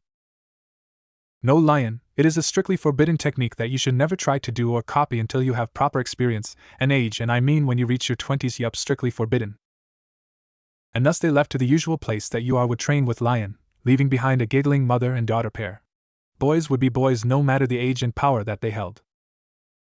2 hours had passed since Naruto and Lion had left to do their training, and Yua had been enjoying every second with her daughter. Even now she found the whole situation surreal. Altair was back. Her baby girl came back. At first, when the two had left to train, She didn't know what to do with Altair. She wasn't ready for such a welcome change. So she just went with the flow. First she took her to her old room to change clothes and test if her old ones still fit. Only the ones that used to be large suited her now, so they would have to go shopping for that later on, which brought on the topic of her upcoming birthday and other girly things. Right now we find the mother and daughter pair in the kitchen preparing lunch. Today, in commemoration for Altair's return, she was making a special stew with the deer meat that the Naruto clone had hunted that morning. Altair was helping her in settling the plates and gathering the ingredients. "Any mommy, you think Mr. Bunny will like carrots?" asked Altair while passing the carrots to her mother. Yuar giggled at the name. It was somehow fitting. "Mr. Bunny, huh? I think he will say, what do you think of him?" she asked while fidgeting slightly, placing the meat inside of a large oval pot and taking the carrots from Altair to start chopping them. "Altair likes Mr. Bunny. Altair thinks that he is nice and warm. Is he my papa?" she asked with childish curiosity. Yuar's heart skipped a beat at her question, almost chopping her fingers off. Her cheeks heating up and turning a new shade of scarlet as some pure and some not so pure images of her and him came into her mind. Stuttering a bit, Yuar placed the knife on the balcony and turned around to Altair, who was now looking at her with puppy eyes and a hopeful expression, and she honestly didn't know if she should answer it. Her real father had left her because he couldn't take the responsibility of a child, so he found it easier to just run away. Naruto was a good man-ish. He cared for her, and he went out of his way to bring back her precious daughter. Just that already meant the world to her. She couldn't say she didn't have feelings for him. He was special, and not because of his power. He cared for her and Lion more in the few days that he was there than what her ex-husband had in all the time they had. Even his presence had a calming effect. She couldn't even stay angry at him for that wretched overpowered butt poke. Ever since he had left, she had been living like a nun and isolated herself from those types of pleasures. Then comes a whiskered alien being and pokes her in the butt, leaving her with a warm feeling that no cold water or ice magic would take away. So she couldn't say that she didn't have feelings for him. If she did, then she would only be fooling herself. She wasn't no teenager anymore. She knew what she wanted and knew that if she didn't get it, then someone else would, that she had no doubt. Coming back into reality, she stared at Altair's big brown eyes and thought once more before taking a deep breath and making a decision that would forever change her and Altair's lives. Yes, he is. There, she had said it. 3 simple words that could probably change everything between them, for the better or worse? She did not know. Those 3 words made the little girl squeal in happiness and jump in joy. An action that made Yuar smile, while her heart clenched. She felt bad in subjecting him to that responsibility without telling him first. But Altair needed a father figure, and he was the best person for that. It would devastate her if she knew that her father had abandoned her them because of the responsibility. She cursed herself internally for not being capable of telling her the truth. She didn't have it in her to tell that to the sweet child in front of her the truth. At least not now. She would eventually learn the truth. But not now. So much was going on in her life, and she was just a child no older than 5. All that Yuar could do was hope that her decision went for the best and that he wouldn't hate her or worse. I have a papa, yay! Mr. Bunny is my papa, Altair said excitedly while pumping her small arms up, a few tears building up in the corner of her eyes. Of course, sweetheart, now help me make lunch. Let's give it our best and make something great for Papa and Lion. The words still felt foreign for her to say it aloud, but if that was all that she needed to do, then it was worth it. If Altair was happy, then she was as well. Not that she didn't want it to happen, on the contrary, the thought of having him as more than just a friend was becoming more and more frequent by each minute, to the point that she couldn't help but envision the 2 of them together as a family. Altair nodded enthusiastically while slightly jumping from her spot, while her mother patted her head and said, "Good girl, now help Mama get the potatoes. Papa will be coming soon, and we must have everything ready, right?" The little girl nodded, giving an excited "Hi, Mama," and went to get the potatoes that were nearby. Yuar watched her go with a small smile on her face. With Naruto and Lion. "This is enough, Lion. You've done well for your first day," spoke Naruto while kneeling in front of Lion, who had just collapsed from exhaustion. It was a difficult training session for the boy. His training with Yuar so far had only consisted of getting in tune with the ice element and practicing creating small structures. Lion had a strong will, Naruto would give him that, but it worried him the reason as to why he wanted power. The style that he was teaching him was one that he had created to teach in the academy's students that were more suited for the offensive. Of all the styles that they had tested, it was the most fitting for his nature and his build. It was only his first day, so he didn't expect the boy to learn it all, but he was quick in memorizing the positions. Give a few more years and he would have it all down. He was young, time was at his side. At first, Lion didn't like the idea of learning how to fight without magic, but he managed to get his point across by showing what he would do if he found a person who could nullify magic, or that was specialized in getting close and personal, taking the fight to close range. A backup plan is always a must, and relying on only one set of skills was the way to an early death. It was the difference between canon fodders and legends. They say that a master of one art is better than a novice in 1,000 arts, very true. However, if you want to reach the level of people like Madara, Hashirama, and the other legends of his world, then you have to give it your best to master as many arts as possible. Madara and Hashirama were chakra beasts, yet the former proved that all he needed was his fists and legs to decimate an entire army, and the latter was even stronger than him. He didn't mean that the boy had to go to Orochimaru and learn everything possible, but learning new styles and lowering the overall weaknesses that he had, that was something that he would have to do if he really wanted to reach UR and himself. Lion seemed to be obsessed with surpassing the two. He saw both of them as the strongest beings alive and made it his life's goal to surpass them. Nothing can be done about it though, the type of thing that he would have to let life teach him, hopefully. Coating his right hand with a thin layer of yang chakra, he placed it on Lion's shoulders to help lessen the stress in his muscles. It wasn't that bad, but he didn't want the boy crying the next day about how his arms hurt. Besides, it was his first day and he didn't want to scare the boy before they started doing exercises. Naruto, do you think Master will be happy now that Altair is back? Asked Lion with a thoughtful look, wanting to break the silence between the two. Naruto hummed and thought for a few seconds before moving his hand from his shoulders to his arms, his expression softening a bit. Despite his desire to surpass her, he still cared greatly for her. I hope so, Lion, but her happiness doesn't only depend on Altair. It also depends on you too. She cares a lot for you, so don't make things too difficult for her, and be nice to Altair also. She is your little sister from now on, and she will need you. Little sister? Lion repeated under his breath, his eyes wide as he thought about it. Yeah, she is your little sister. UR says that you are just her pupils, but I can see in her eyes that to her you mean much more than that. Altair is your little sister, so be nice to her. Even if you two don't have the same blood, you two are family now and family look out for each other. He finished while getting up and extending his hand to the boy. Lion didn't respond at first, but Naruto knew he had listened to him. After a few seconds of gazing at the outstretched hand, he grasped onto it and lifted himself from the snow. There you go, now let's get going before the food gets cold. The white-haired boy nodded, though he was unsure on how he knew that the food would be ready, but just filed it away as one of his quirks and ignored it, where he worried about every strange thing the seemingly blind man did, then he would grow old fast and not surpass his masters. And thus the pair returned to UR's house, a slightly disappointed look on Lion's face for not learning the technique that had defeated his master. Naruto had been adamant that learning or trying to learn that move would be bad for his health. The technique was to be used only when he turned 18. Then his mind trailed off to having a sister. Altair his sister? You are thinking of him like her son, them being a family? He had always thought of UR as his master that he should overcome, the strongest mage in the world. Naruto wasn't on the list of the strongest mages because he wasn't a mage or human. But something remained. If UR was like his mother and Altair his sister, then Naruto was what? His father or uncle? His trail of thought didn't progress any further than that, and he soon began to think of ways to surpass the two. For a 7-year-old boy, he had a pretty dense head and a one-track mind, though aren't most kids like that. As the duo neared UR's house, they found the mother and daughter pair waiting in the front, UR using an apron above her casual clothes and Altair using a red-pink dress with white dots covering it. Spying the two males, Altair ran towards Naruto and Lion and tackled the former in a hug, an action that quite surprised Naruto, but he nonetheless accepted it and picked her up. Daddy? Is Daddy hungry? Me and Mommy work hard to make lunch, she exclaimed excitedly while bouncing on his arms.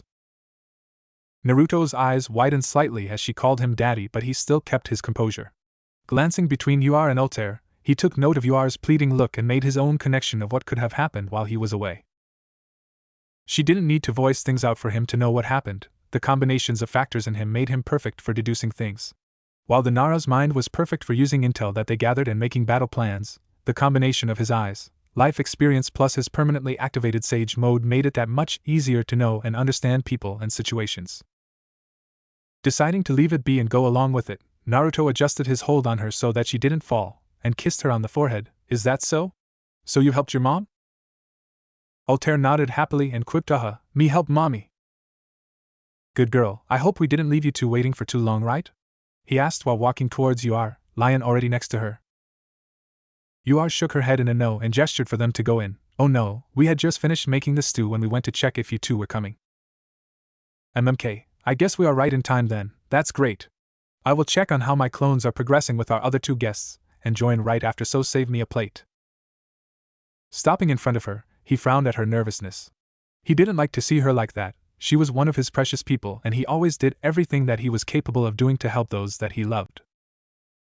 Yuar saw his frown and misunderstood it for him being sad or angry at her telling Altair that he was her father, which was not the case. He was sad with her, but not because of her telling that to the child. He was disappointed that she would think that he would be mad or sad. Sure, he would have preferred that she told him beforehand, but he understood her situation and the reason as to why. Time did wonders in maturing people, and his time as Hokage, father and grandfather helped him greatly in that. Smooch. Yuar's eyes widened as his lips came in contact with her forehead, her cheeks gaining heat at the sign of affection, a simple gesture, yet one that held so much importance. He wasn't mad at her? Before she could question herself any further, he placed a giggling Altair on the ground in front of her, and went towards their room where his clones were treating the other two guests. In another room. In a nicely lit room, Naruto gazed down at the sleeping form of the two children with a neutral look on his face. He was currently floating cross-legged between both them while going through the memories of the clones that he had left behind to take care of them. It was times like these that he was thankful for the Byakugan. It also made him wonder why more Hyugas didn't take the path of a medic nin before. Their eyes were perfect for the task. It was much easier to heal and cure a person when you could actually see the insides of that person. Funny how aging worked. It always made him chuckle when he thought about his past. When he was younger, he would yearn for powerful, shiny, and devastating techniques, but now he knew better. Destroying was easy, taking a life only took an instant, a kunai to the heart and the person would soon cease breathing. Saving a life was much harder, curing people, connecting and creating bonds, restoring those things took real effort. He understood why Hagoromo would become so mad at chakra being transformed into a weapon. An energy that he had taught the world with so much care and dedication, a tool to help people bond with each other and understand themselves, turned into a weapon of murder and destruction, used for the very things that he sought to end. For those reasons, for understanding the sage and why he had spread chakra, he dedicated himself to learning the better ways that chakra could be used. Healing people and understanding the human body was only the tip of the iceberg of information and techniques that he had created. There were hundreds of other types of illnesses that were in the mind rather than in the body. Like one thing pulls out the other, he had once found himself in a quest for more knowledge about everything. Whenever he thought about it, it made him similar to Orochimaru in that aspect. The goals were almost the same, just the methods that were different. Thanks to that, he had become the being that he was now. Were it not for his clones and their very vast knowledge about the human bodies, then he was sure that those two kids would be dead now. The structure of the people of that dimension was different from those of his, but in the end, humans were humans. A living organism would always do its best to reject harmful invaders. The case of the two were no different. Inside each of their bodies were a crystal sphere the size of his fist, each of the spheres charged with insane amounts of aether nano. Were he to scale it, then it could be a rough equivalent to the 3 to 4 tails. Their bodies were in a constant fight to expel the foreign energy that was slowly destroying it from the inside. The crystals couldn't be removed. The act of simply removing it would kill them in the process. Like a Jinchuriki didn't survive their tailed beast getting extracted. The kids wouldn't survive if it were to be removed. It was a bad situation that the two had. If nothing was done and they continued like that, then death would await them. If he removed it, death either way. Bad situation indeed. The pain that the two had been experiencing was no joke. Without many options, his clones opted to drain a portion of the energy inside the crystals and disperse it slowly into the atmosphere, while using yang chakra to strengthen their bodies and help them adapt to the energy. At one point during the whole process, the two had woken up from the pain, but were quickly placed in an illusion and sent into a dream world. A version of the infinite Tsukuyumi, albeit a harmless one, worked the same way as the dreaded technique, only difference being that the Shinju wasn't out and wouldn't transform them into white Setsu. Right now both of them were still stuck inside it. Unlike Altair, who was familiar with UR, they weren't familiar with anyone, so he was using the illusion to calm them down and explaining their situation to them while their bodies rested. By the next morning their bodies would be rested enough, and he would wake them up. For now they should just rest and enjoy the dream. Dreaming a bit wouldn't bring them any harm. Turning attention towards the door that gave access to the room, Naruto watched as it slowly opened up and UR rushed inside while closing it behind her. "Hey UR, I was already going back for lunch, but that isn't why you are here now, right?" he asked while making himself erect and facing her direction. "Yes, Naruto, it isn't you are not mad?" she asked with a quiet voice. As a sensor he could feel the emotions rolling out of her, fear and anxiety being the most notable among them. It took a few seconds for him to realize what she was talking about, but he shook his head in a no gesture when it dawned him. I don't see why I should be. I won't judge your decision, you did what you thought was for the best. There is nothing to worry about, there is only one thing that is bothering me. Are you okay with this? I am fine with being her father, but if I am to be her father, then that means that we. He left it hanging, there was no need to continue the phrase. Understanding what he meant, her face turned several shades of crimson. I don't know if it's you. Then she asked me if you were her papa, and I just didn't know what to do. If I said no, then she would get curious about who is. I can't tell her that my ex-husband left me because he couldn't take the responsibility of having a daughter, and I feel like you would be the right person for her to look up to. I guess I acted without thinking, MUC. She stopped talking when she felt a gloved finger press against her lips. You silly, silly girl. I would never be mad at you for something like that. As a matter of fact, I am happy. Why would I be mad at gaining such cute daughter and a gorgeous woman? He said playfully at the end, though Yuar had no clue if he was really joking or not. Leaning closer to her, removing his finger from her lips and cupping her chin, he leaned down slightly and made her look into his pale white eyes, which seeing them from so close made her realize that they resembled much like a pair of white pearls. You are beautiful, you are. Don't think for half of a second that I will abandon you like he did. He was a fool that couldn't see what I can. These eyes see much more than you can imagine. I wasn't lying when I said that it was you that brought me here from the dimensional rift. It is possible for beings like me to see every soul around, and you were the first that caught my attention. When I found you, I could see the pain, the loneliness, the grief, but the most important thing that I saw was the kind soul of a woman that would do anything for those that they loved. Everything that he was saying was true, and his words were starting to make a deep effect on her as tears started to form on the corner of her eyes, tears that he gently brushed away with his thumb so that they wouldn't fall and dirty her pretty face. Deciding to allow his ever-rising feelings for her to take control of him, he pulled her closer to him and closed his eyes, allowing the magic to happen. His lips meeting hers as if they were a perfect match, another half of the puzzle. To Yuar, she started to float on cloud nine the moment that his lips met hers, her mind nearly going blank as she allowed herself to give into his touch, wrapping her arms around his neck and pulling him even closer. However, much to her utter disappointment, the two were forced to separate due to the lack of oxygen, a thin trail of saliva connecting the two. It took a few moments for her to fully realize what had happened, and by the time she did, her heart nearly went haywire as a very fierce blush made itself known. Adorable, was the predominant thought going on his mind as she started to color up. Giving her another peck, this time in the center of her forehead. We better get going, the two must be getting impatient now. He chuckled while gently moving her from the front of the door, as she nodded dumbly, trying and failing to fight the blush on her face. On the other side, Altair and Lion were seated at the table waiting for them, Lion's attire changing to a different blue short and a black shirt, his hair glistening slightly with a few drops of water. 4 bowls with a steaming hot stew of varying sizes on the table in front of each seat, Lion sitting next to Altair, who was next to 2 vacant seats. Mommy? Is Mommy okay? Mommy's face is like a tomato. Daddy, is Mommy okay? Asked Altair, spotting the two while getting up from her spot and going towards the still blushing Yuar. Chuckling, Naruto patted the innocent girl on the head. She is okay, sweetheart. Yuar-chan's just a bit flustered. Flustered? What is flustered? Altair asked innocently while Yuar crossed her arms with a huff and looked away from the two. In her case, it means she is happy. Now come on, let's eat.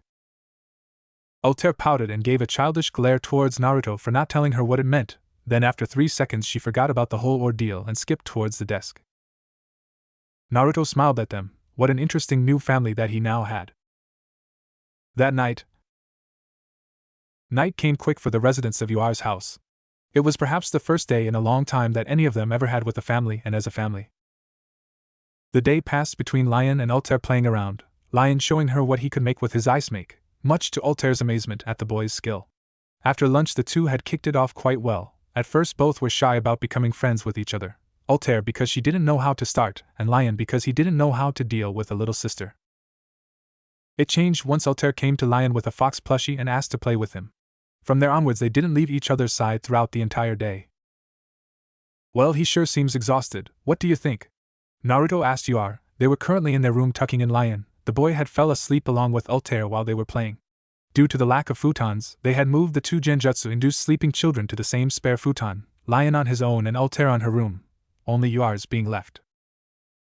It was an exciting day, Naruto. So many emotions and changes, even I'm tired, she said while crossing her arms and letting a sigh escape her lips. Indeed it was. I'm happy with how it turned out. Me too. It is still hard to believe that all of this happened. No words can express how grateful I am to what you have done, which brings me the question, now what? What do you plan on doing now? Lots of things actually. Finding their parents is a good start, then maybe spread my version of Nishu to this world, not the energy itself, just the teachings. Nishu? You mean that thing that the sage from your world spread to help people connect with each other? You got any clues that could bring them to their parents? Yes, and yes. Placing his right hand into his kimono, he pulled out 2 envelopes. I found these 2 in the bureau. It had their photos, so I kept it with me. Can't translate it all on my own, so I brought it back in hopes that you could. My own version of it. The sage made a mistake when spreading chakra to humans and leaving them to themselves to figure it out. After researching with my own chakra, I found a way to spread it across people in a way that they can feel each other's emotions. Taking a pause, he brought his hand to his chin. To keep it simple, it is a mark that I give certain individuals that allow them to sense each other's emotions when necessary and bond with each other, kind of like one of those guild marks that you told me about. Instead, that the person doesn't really need to see it to recognize each other. Instead, they will feel it whenever one is around or in danger. Yuar hummed and thought as she took in his words. What he explained was indeed similar to some guilds she knew. So what's in those folders? Hopefully it can bring us some light to who they are. Yuar said, trying to get back into the topic of the children. She would give more thought to whatever it was that he was planning on spreading across the world later. Oh, right. Was so deep into thought that I had forgotten about it. See for yourself and tell me, he said while scratching the back of his head and offering the files to her. Resisting the urge to facepalm, Yuar took the folders from his hands and opened the first. The picture of the boy inside of it was definitely the one that he had brought, albeit a younger and better nurtured version. Mitra Bellinos, blood type A plus 7 years old, son of Raisin Bellinos and Usha Bellinos. Scratching her chin and furrowing her brows, she thought of the possible places that she had seen that surname. She had heard it somewhere but couldn't remember from where. Closing the folder with a loud snap, she opened up the second one, still mumbling the names Raisin Bellinos and Usha Bellinos. The second folder was similar to the first one, with a younger picture of the black-haired girl, Callie Bellinos, blood type A plus 6 years old, daughter of Raisin Bellinos and Usha Bellinos. Raisin Bellinos the Duke. She exclaimed while snapping her fingers loudly, but quickly recovered her posture and blushed at the fact that she almost woke everyone up. Yeah, Naruto, this is a registration form. I signed one for Altair when I took her there. Good news is that I know who they are. Both are son of Raisin and Usha. Raisin was a famous mage of Fiori that worked for the king. Was? For some reason Naruto didn't like where she was getting at. Yes, he was. Rumors had it that his 2 sons had died of illness. It was all over the news in here. His wife had died during the childbirth of the youngest, and he was left alone with them. Last I heard was that he fell into depression and isolated himself in his mansion. I see, so it is settled then. By tomorrow morning they will have woken up and I will take them to Raisin. Yuar looked down at the ground sadly. She didn't want him to go, but how could she ask him to stay? Not long ago she was almost in the same situation as that of Raisin, not knowing that her daughter was alive. As a parent that had gone through the same thing, she needed to let him go and do what he must. Fine, just promise me one thing, Naruto. He didn't verbally answer her. There was no need for that, so instead he opted to just simply nod his head and motion for her to continue. Altair's birthday is in 2 months, promise to come back by then. She just got a new family, Lion, me and you, so please don't take that away from her. Please don't leave her, and please don't leave me. Her voice was shaky. Her hands were trembling and tears were building up in the corner of her eyes. Taking a few quick steps to her, Naruto wrapped his arms around her waist and pulled her towards him. For a few seconds she didn't react, her mind shutting down the second his lips met hers. After a few seconds of rebooting, she gave in and allowed his tongue inside while she slipped her own. Their battle went on for an indefinite period of time. At some point during the whole exchange, Yuar had lost the top of her shirt, leaving her only with a black bra and her jeans, while Naruto's kimono vanished in a flicker of chakra, leaving him only in his black chakra pants. Feeling her bare back press against the wall, Yuar broke the kiss and gasped for air, apparently forgetting to breathe during their session. A large blush made its way towards her face as she noticed how both of them were, and she soon found it hard to keep her eyes on his face, only now noticing how much was hidden underneath his robes. It should be a crime to hide such a body from the world. You like what you see? The sound of his voice against her earlobe brought her out of her daydreaming, her blush growing into dangerous levels as her mind registered what he said. Not trusting her voice, she opted to just nod her head slowly. Heh, I also do, he whispered once again onto her ear before distancing a bit from her and brushing the stray strands of hair from her face. You shouldn't worry, Yuar-chan. I promise to give it my best to come back as soon as possible. Don't make such a sad face, it doesn't suit someone as beautiful as you are. Drip. A single tear fell down her face, as she gave a bright smile. This is the second time that you make me cry today, you know. If you continue like this, I might end up falling for you. You better take responsibility for making that, you know. Reaching out to her, he brought her closer and once again locked his lips with her own. I will. No words were spoken, none were needed, and none could pass on the feelings that he was transmitting with that one single kiss. Unlike the others, this one held much more emotions than the previous. It felt as if she were feeling his thoughts inside her chest. Getting lost in the feeling of his touch and wanting nothing more than to bask in his aura and deepen the contact, she didn't notice her feet leave the ground or the cold wall being replaced with the smooth and comfortable surface of a bed. Separating once more from themselves, Yuar's eyes widened when she took notice of her surroundings. Instead of the room that she used to share with Lion and him, she was now in a large, simple, yet nicely organized room which had only a large king-size bed with salmon pink sheets, 2 simple wooden bed drawers on either side, and a large 5-door wardrobe on the other side of the wall. Moonlight was coming from a large open window on one side of the room. However, a few things caught her attention the moment that her eyes had laid on them, making her momentarily forget about the white-haired alien beside her that was looking at the same objects with a nostalgic look in his eyes. I sure was a brat at that time, he said from behind her while circling her waist with his arms and pointing to one of the several pictures hanged on the wall with the words Team 7 craved on the wooden frame.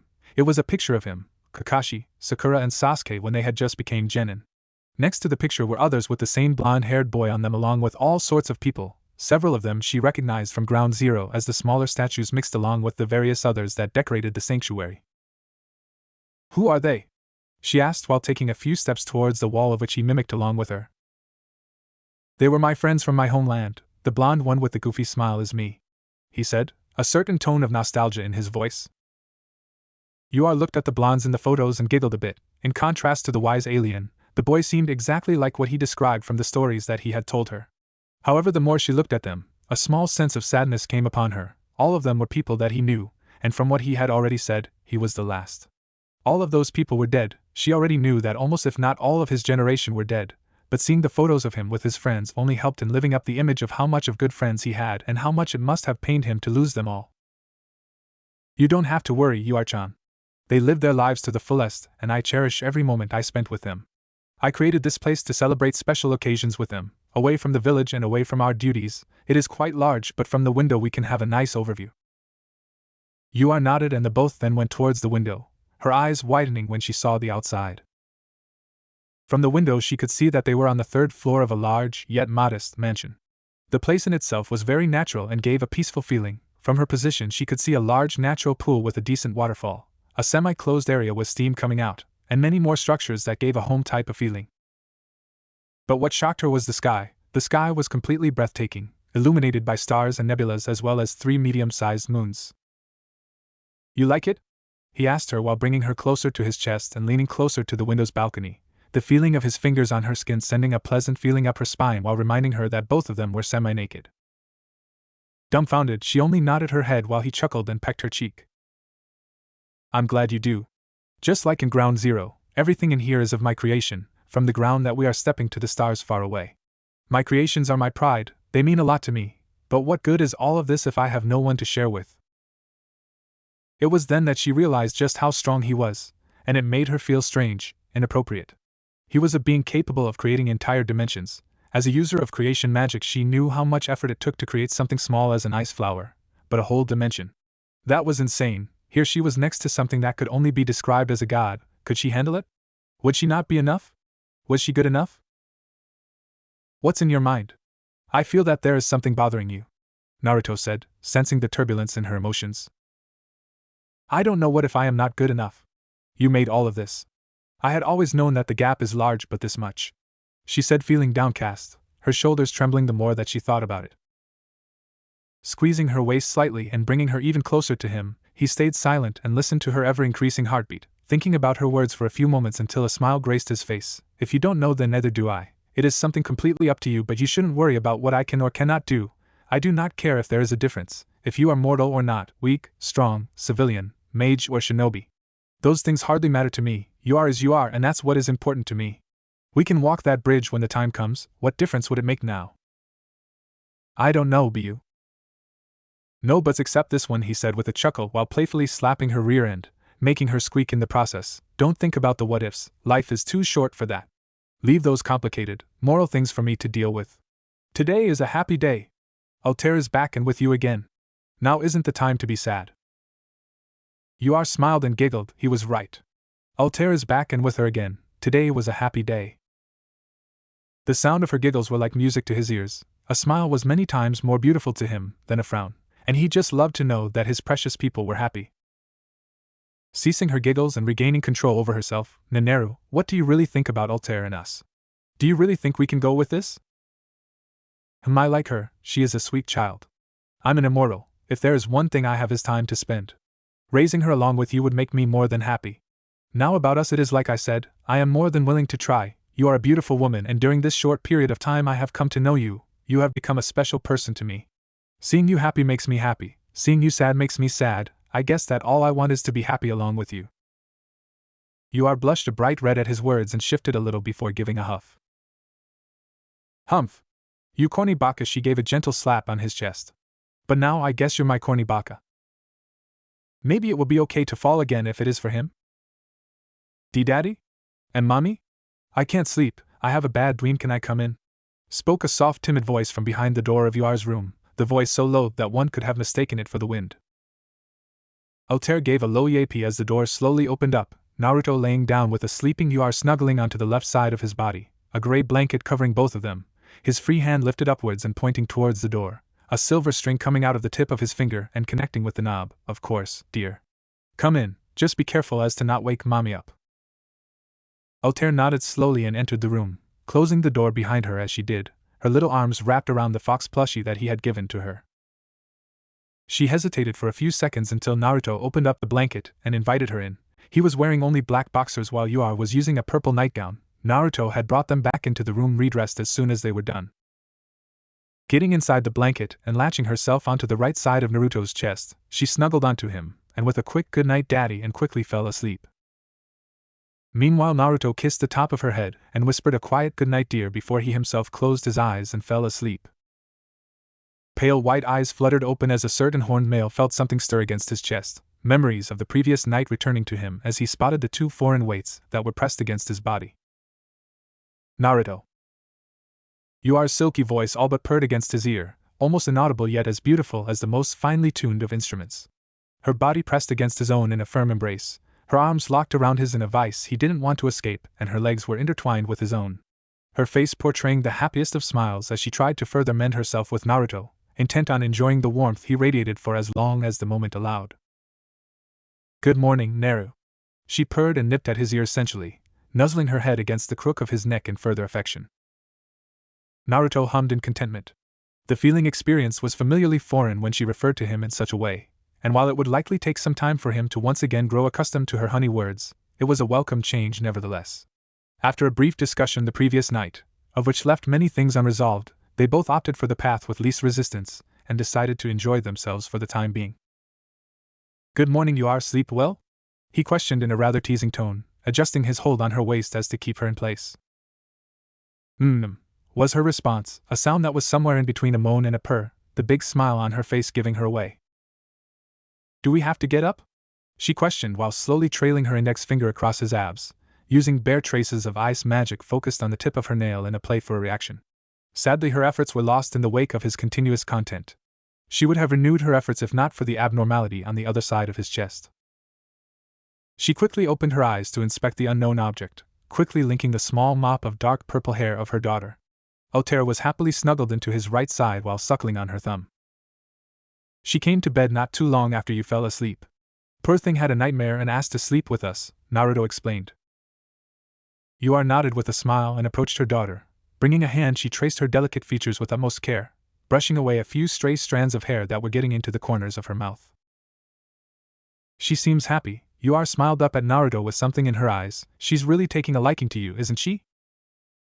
Naruto chuckled, a low and throaty sound from recent slumber. He carefully adjusted himself into a semi-sitting position and looked down at the young girl with a smile of his own. I suppose so, and it looks like she's having a good dream right now. With gentle care, Naruto placed the little girl on the bed, Altair started to squirm in protest at the sudden loss of warmth.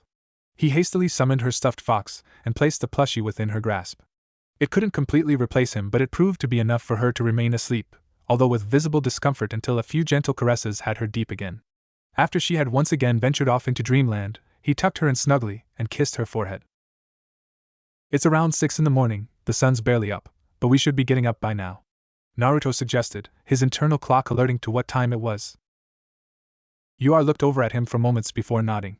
Before his departure, Naruto would need to study the map once again to ensure he learned the correct path to the city. Admittedly only to herself, she wanted to spend as much time as possible with him before he departed. Attempting to stand, only to find her intimacies throbbing in satisfaction and her legs scarcely responsive. Ur glared at Naruto lightly as a smirk appeared on his face, and he began making his way over to her. Wait, she had to stifle her gasp as Naruto picked her up into a bridal hold. If you needed a little help, all you needed to do was ask, Naruto said in amusement. This, of course, earned him a half-hearted slap to the chest.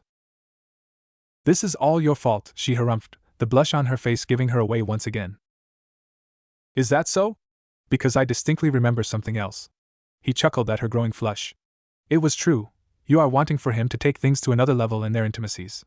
Granted, he was at fault for the suggestion, and he certainly didn't hold back as much as he could have. One of the many faults in faking the natural aging process was the ever risk of getting caught doing something your age wouldn't be able to do. His fidelity led to many years of pent-up sexual frustrations. Frustrations he was more than happy to release upon a certain ice mage, all while being wary not to get too lost in his pleasure in fear of hurting, or breaking, her in ways beyond the physical. Of course, a single night could never hope to substitute over 5 decades of holding himself back, but it was enough to placate his desires to a reasonable level. Once in the living room, Naruto set Ur down with a pinch to her plum rear through the thin fabric of her nightgown with yang-coated fingers, the action earning him a surprised moan. Sometimes he wondered whether or not he abused his abilities, then came admittance of so, followed by indifference. So long as his abilities weren't used for the wrong reasons, he would consider it fair use for practice purposes. Yes, practice, of course. My clone will see to the morning preparation so we've some time before the kids wake up. Want to join me in the bath in the meanwhile? Naruto asked. Ur paused to consider his offer for a moment before accepting with a nod. The thought of a nice and warm bath was just what her body needed to start the morning after. Later. Despite their intimate position in the bathtub, both Ur and Naruto enjoyed the feeling of one another with no need for anything else, at least not in that instant. Naruto's mind was elsewhere. Immortality was just a curse as it was a gift. The knowledge all those you loved and cared for would eventually pass, it constantly haunted him in the back of his mind. It was time such as this that he liked to cherish the moment before time ultimately took it all away again. The bath was well over an hour in time, yet too short for Naruto's liking, as they now once again found themselves in the living room. Both were dressed in their usual sets of clothing. Ur had taken her time in informing him on the possible paths and trails leading to Raisin City, a task easily accomplished with his memorization of the map. After which the two moved into the kitchen, where they found both Altair and Lion with sleep riddling their faces. Meanwhile, Naruto's clone finished setting the table with their breakfast, Ur taking notice of the visibly larger table with 2 extra seats. Mommy! The little girl's face lit in excitement the moment she spotted Ur and quickly shot off into her arms, or so she tried. The young girl found herself embracing her mother's legs, almost knocking the woman on her bottom due to the lasting weakness in her legs. With Naruto's help, Ur managed to stay upright before lifting her daughter into her arms. Good morning, sweetheart. How was your first night in your home? She asked with a subtle, almost subconscious emphasis in the word your. I has bad dreams. Her troubled look turned bright, but Mommy and Daddy made everything better. Naruto childishly crossed his arms with a huff, mock tears flowed down his exaggerated eyes. What, how come Daddy doesn't get a hug, Tertan Mine? The poor girl nearly had a panic attack and started to desperately reach out to Naruto from her mother's hold. Ur approached Naruto, who crossed his arms with yet another huff and turned away in a very tsundere fashion, drawing sweat drops from both Lion and Ur. I'm sorry, Daddy, I didn't see Daddy. Tears began pooling in the corner of her eyes, unknowingly bringing forth her ultimate technique. Naruto's resistance held strong, for all of 2 seconds. Then his farce came crashing down in the wake of guilt for a joke gone out of hand. He practically snatched the tearful girl from her mother's hands and engulfed her in a tender embrace with his nose rubbing against hers.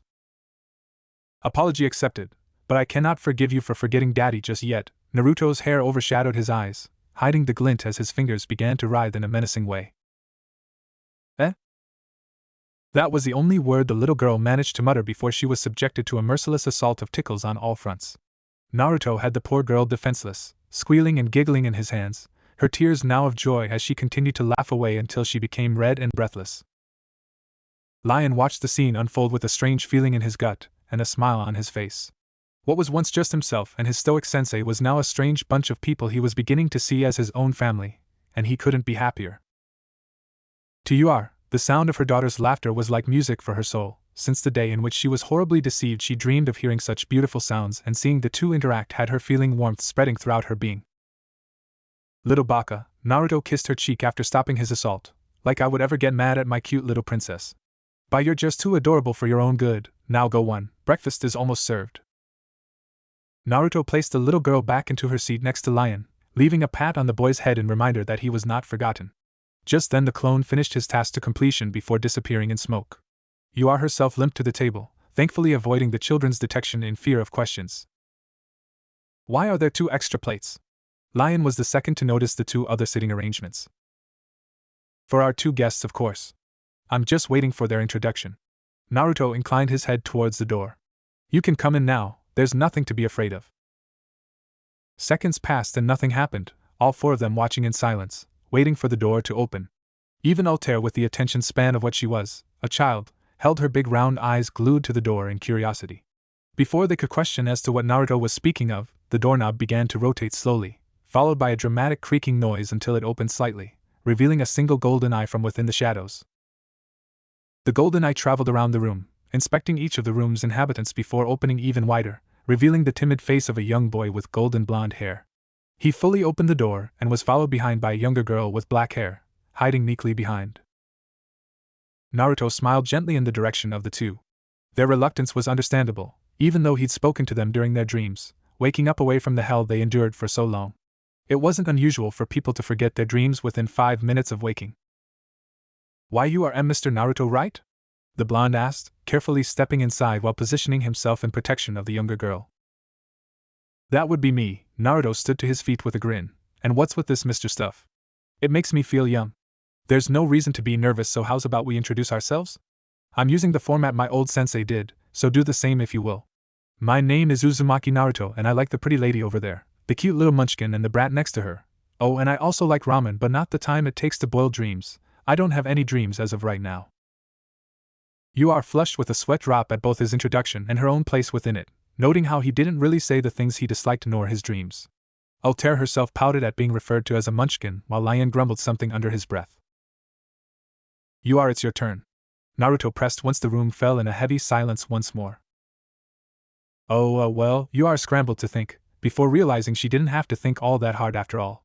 I'm Milkovich Yuar. I like the baka bunny that just introduced himself, my precious daughter Altair, and my pupil Lion. I dislike liars, people who abandon others, and as of late, and scientists.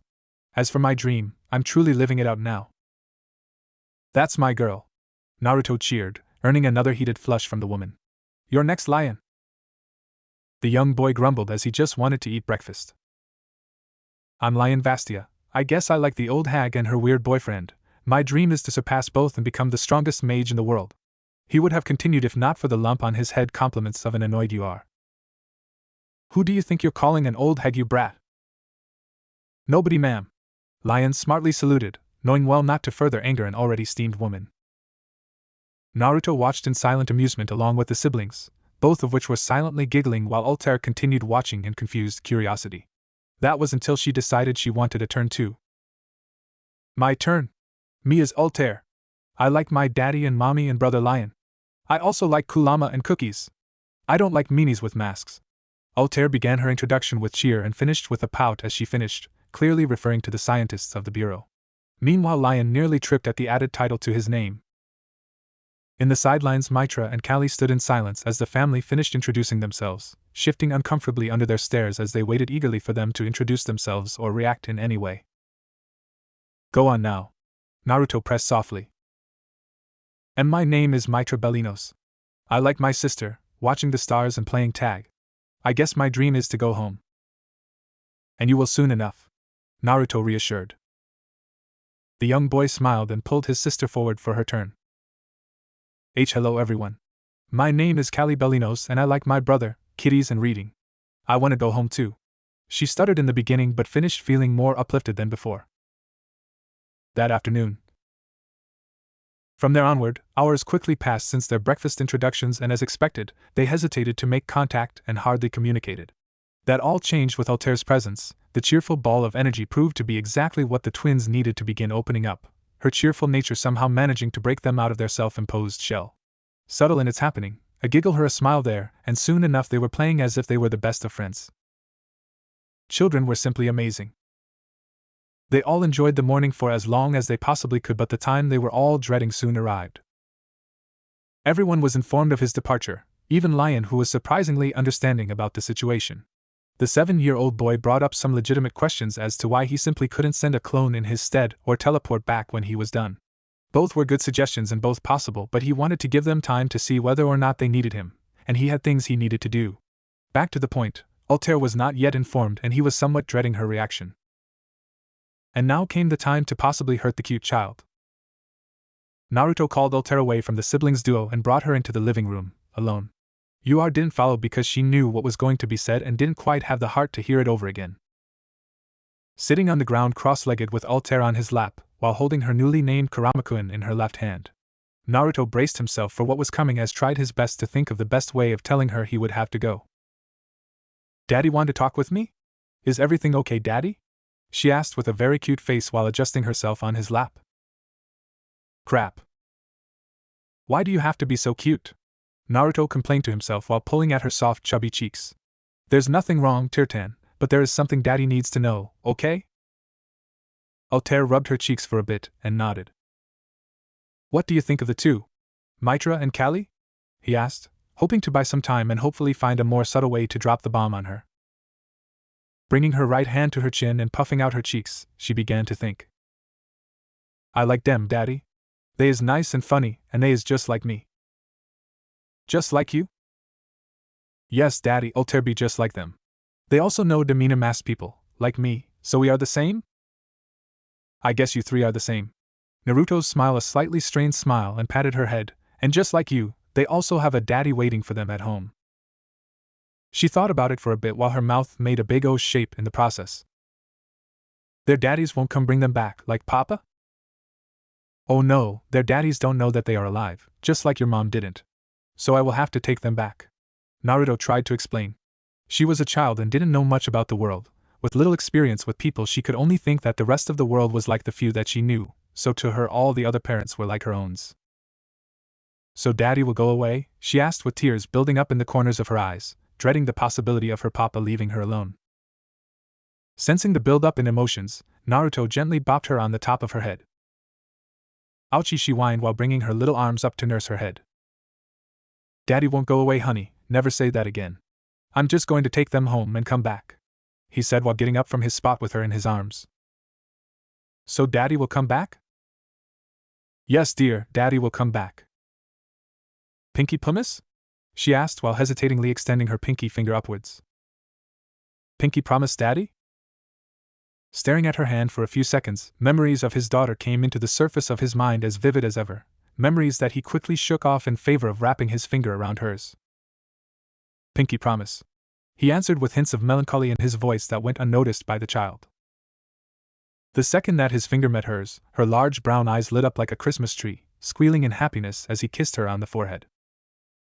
Humming to himself a soft tune as he started to walk around the house with Altair still in his arms, only to stop in front of one of the walls of the kitchen, more precisely in front of a calendar.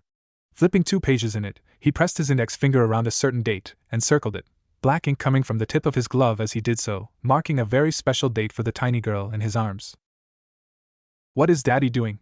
she asked while looking at the calendar with curiosity, clueless as to what the symbols and numbers on it meant. Not that Naruto himself didn't know much, the numerical symbols were pretty much the same, and her mom had already instructed him in how time was registered in Earthland, but he still couldn't bring himself to care enough to actually read the listed holidays in it. "What am I doing?"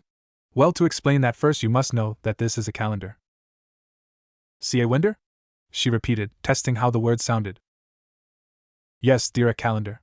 It's something used to keep count of time like the days, weeks, and months," Naruto informed as he let the pages fall back into the current date before continuing on.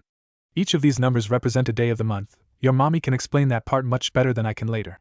What's more important is that every day that passes, we also pass on to the next number. Are you with me so far?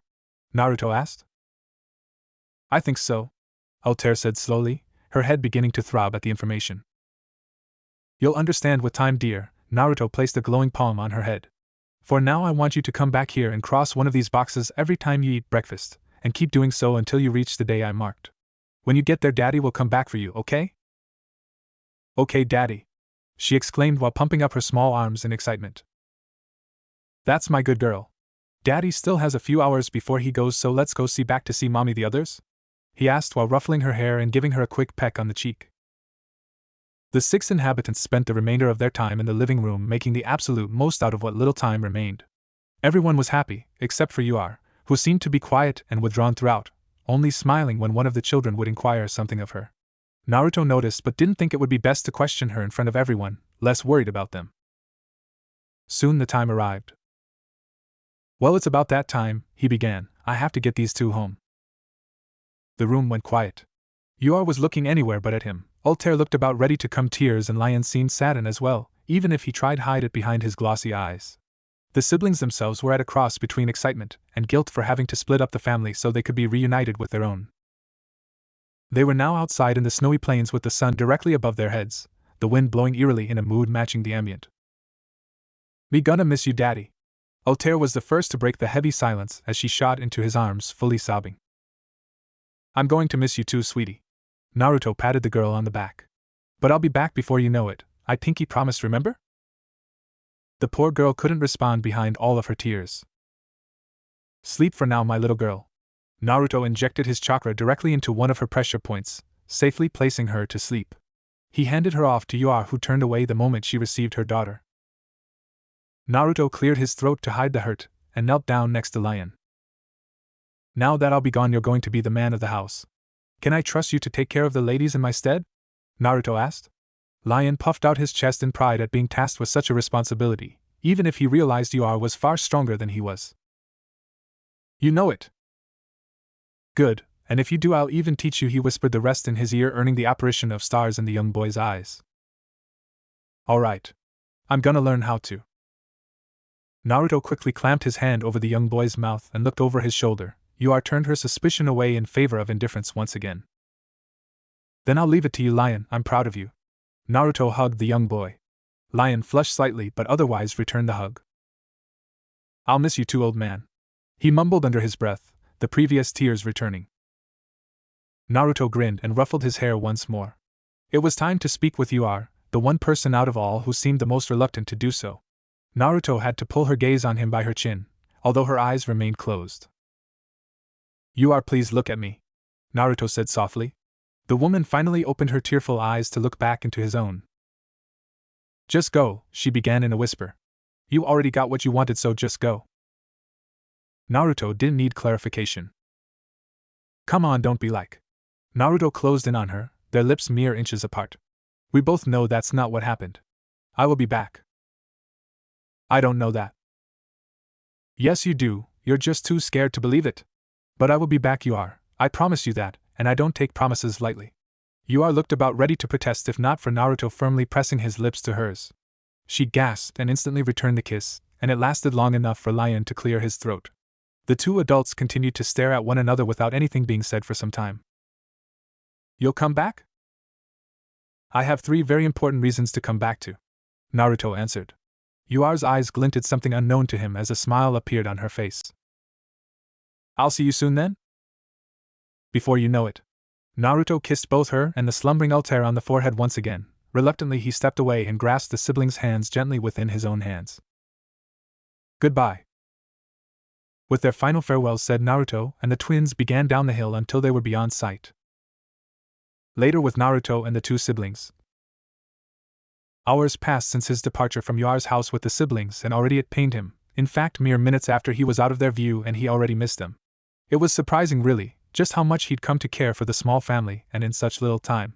He liked to accredit his sentiments to their acceptance of him, or less comfortably admitted, the slight resemblance of his own family. In the end he chose to accept that he liked them, and it would be sufficient for now. At the moment he was alone in a large grassy clearing. His 2 travel companions were far behind him with the company of a clone. His eyes were closed and his hands were clasped in a meditative stance, and if one looked closely they would see his eyebrow twitching ever so slightly from the amount of concentration that he was using. For half an hour he stayed in the position. The atmosphere around him increased in density as the seconds passed until a very thick, silver cloud of chakra began to circle around him. Steadying his concentration further, the cloud above began to condense further until it separated into 6 small spherical constructs of pure chakra.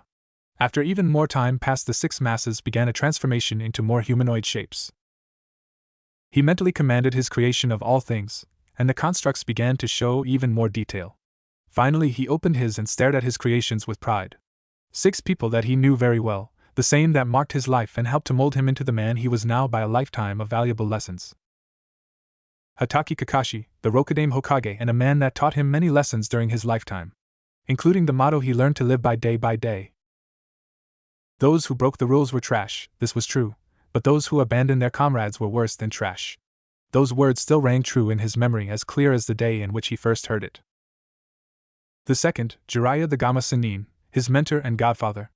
A man that could be considered one of the worst influences to most, and yet he was the one who installed into him the idea of peace, and it's worth fighting for. The man was also the closest thing to a family he had. The memory of their shared ice streets was among one of the most cherished in his life.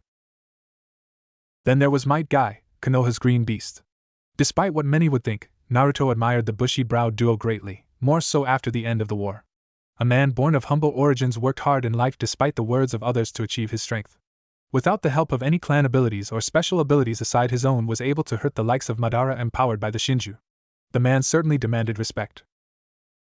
The fourth person was none other than Gaara, the 5th Kazekage, and his brother in all but blood. They shared a burden, fought alongside one another, and shared the same dream of protecting their loved ones. Nagato was the next and the first child of prophecy, a distant relative of his and a fellow disciple of Jiraiya. He also desired peace, but like Kaguya and many others, strayed from the path paved with good intentions. In the end he found redemption by giving his life in return for the ones he took. Last but not least, Neji Hyuga, the prodigy of the Hyuga clan. Naruto learned many things from him, if from afar. Neji gained his admiration through the ultimate sacrifice in the war. Taking his time, Naruto inspected each of his creations with a sense of nostalgia. They weren't his real friends, but their souls lived within him in memories, and it was enough for him. It's been so long, guys, too long. Well, everything seems to be in order, now for the next step. He walked over to Kakashi and placed his index and middle finger on the copy's forehead, closing his eyes in concentration, while whispering something audible to himself. Once he was finished, he moved on to the next clones to repeat the process until he did so to all.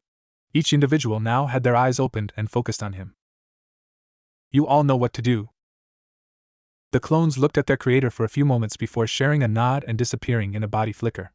In the distance, a loud shout proclaiming youth was heard, making Naruto chuckle to himself. It seems the technique worked perfectly, although it is getting harder and harder to channel the memories into the clones. It was such a wonderful jutsu. The technique itself consisted of creating creatures of pure chakra like Bija while channeling the memories of his old friends so as to grant them a portion of their personalities and fighting styles. All shared his own abilities on a lesser scale, although they would rely mostly on the abilities of their original counterparts. That's when it dawned on him. On crap! If the Jiraiya clone starts using my Byakugan. Actually, whatever, it's not my problem anymore. I'd better get back to those two now. Naruto shrugged and produced a portal in front of him, heedless of the nightmare he was about to bring upon the entire female population of Earthland. Although he was weary of the earful he would get from Yar when she learned of his actions. A month had passed since he had been given birth from Naruto, and he was now roaming the lands as per his creator's wish. The task that he had been given was a simple one: travel the world to find out more about it, possible threats and dangers such as dragons, demons and dark mages among other things. His brothers had all taken similar tasks, with some of them being more fitted for their skill set than it would to others. All of them shared the same set of skills, all of them had an equal portion of the original's power, though how they used it varied from clone to clone, which memory had been implanted in them.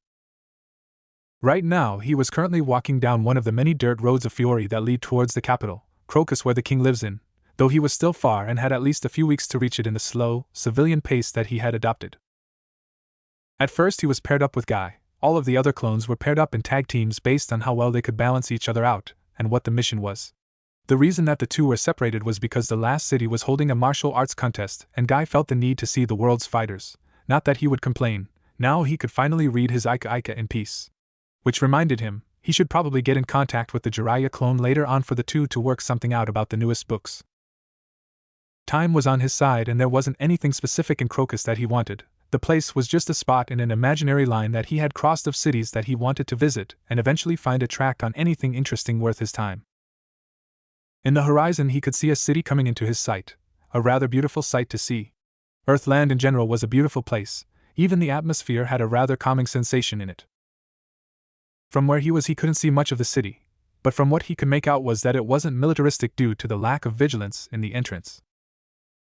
One thing that he noticed was a small rain cloud hovering above it, a single rain cloud in the middle of the city, and from what his eyes could make out from it, it was made out of ether nano.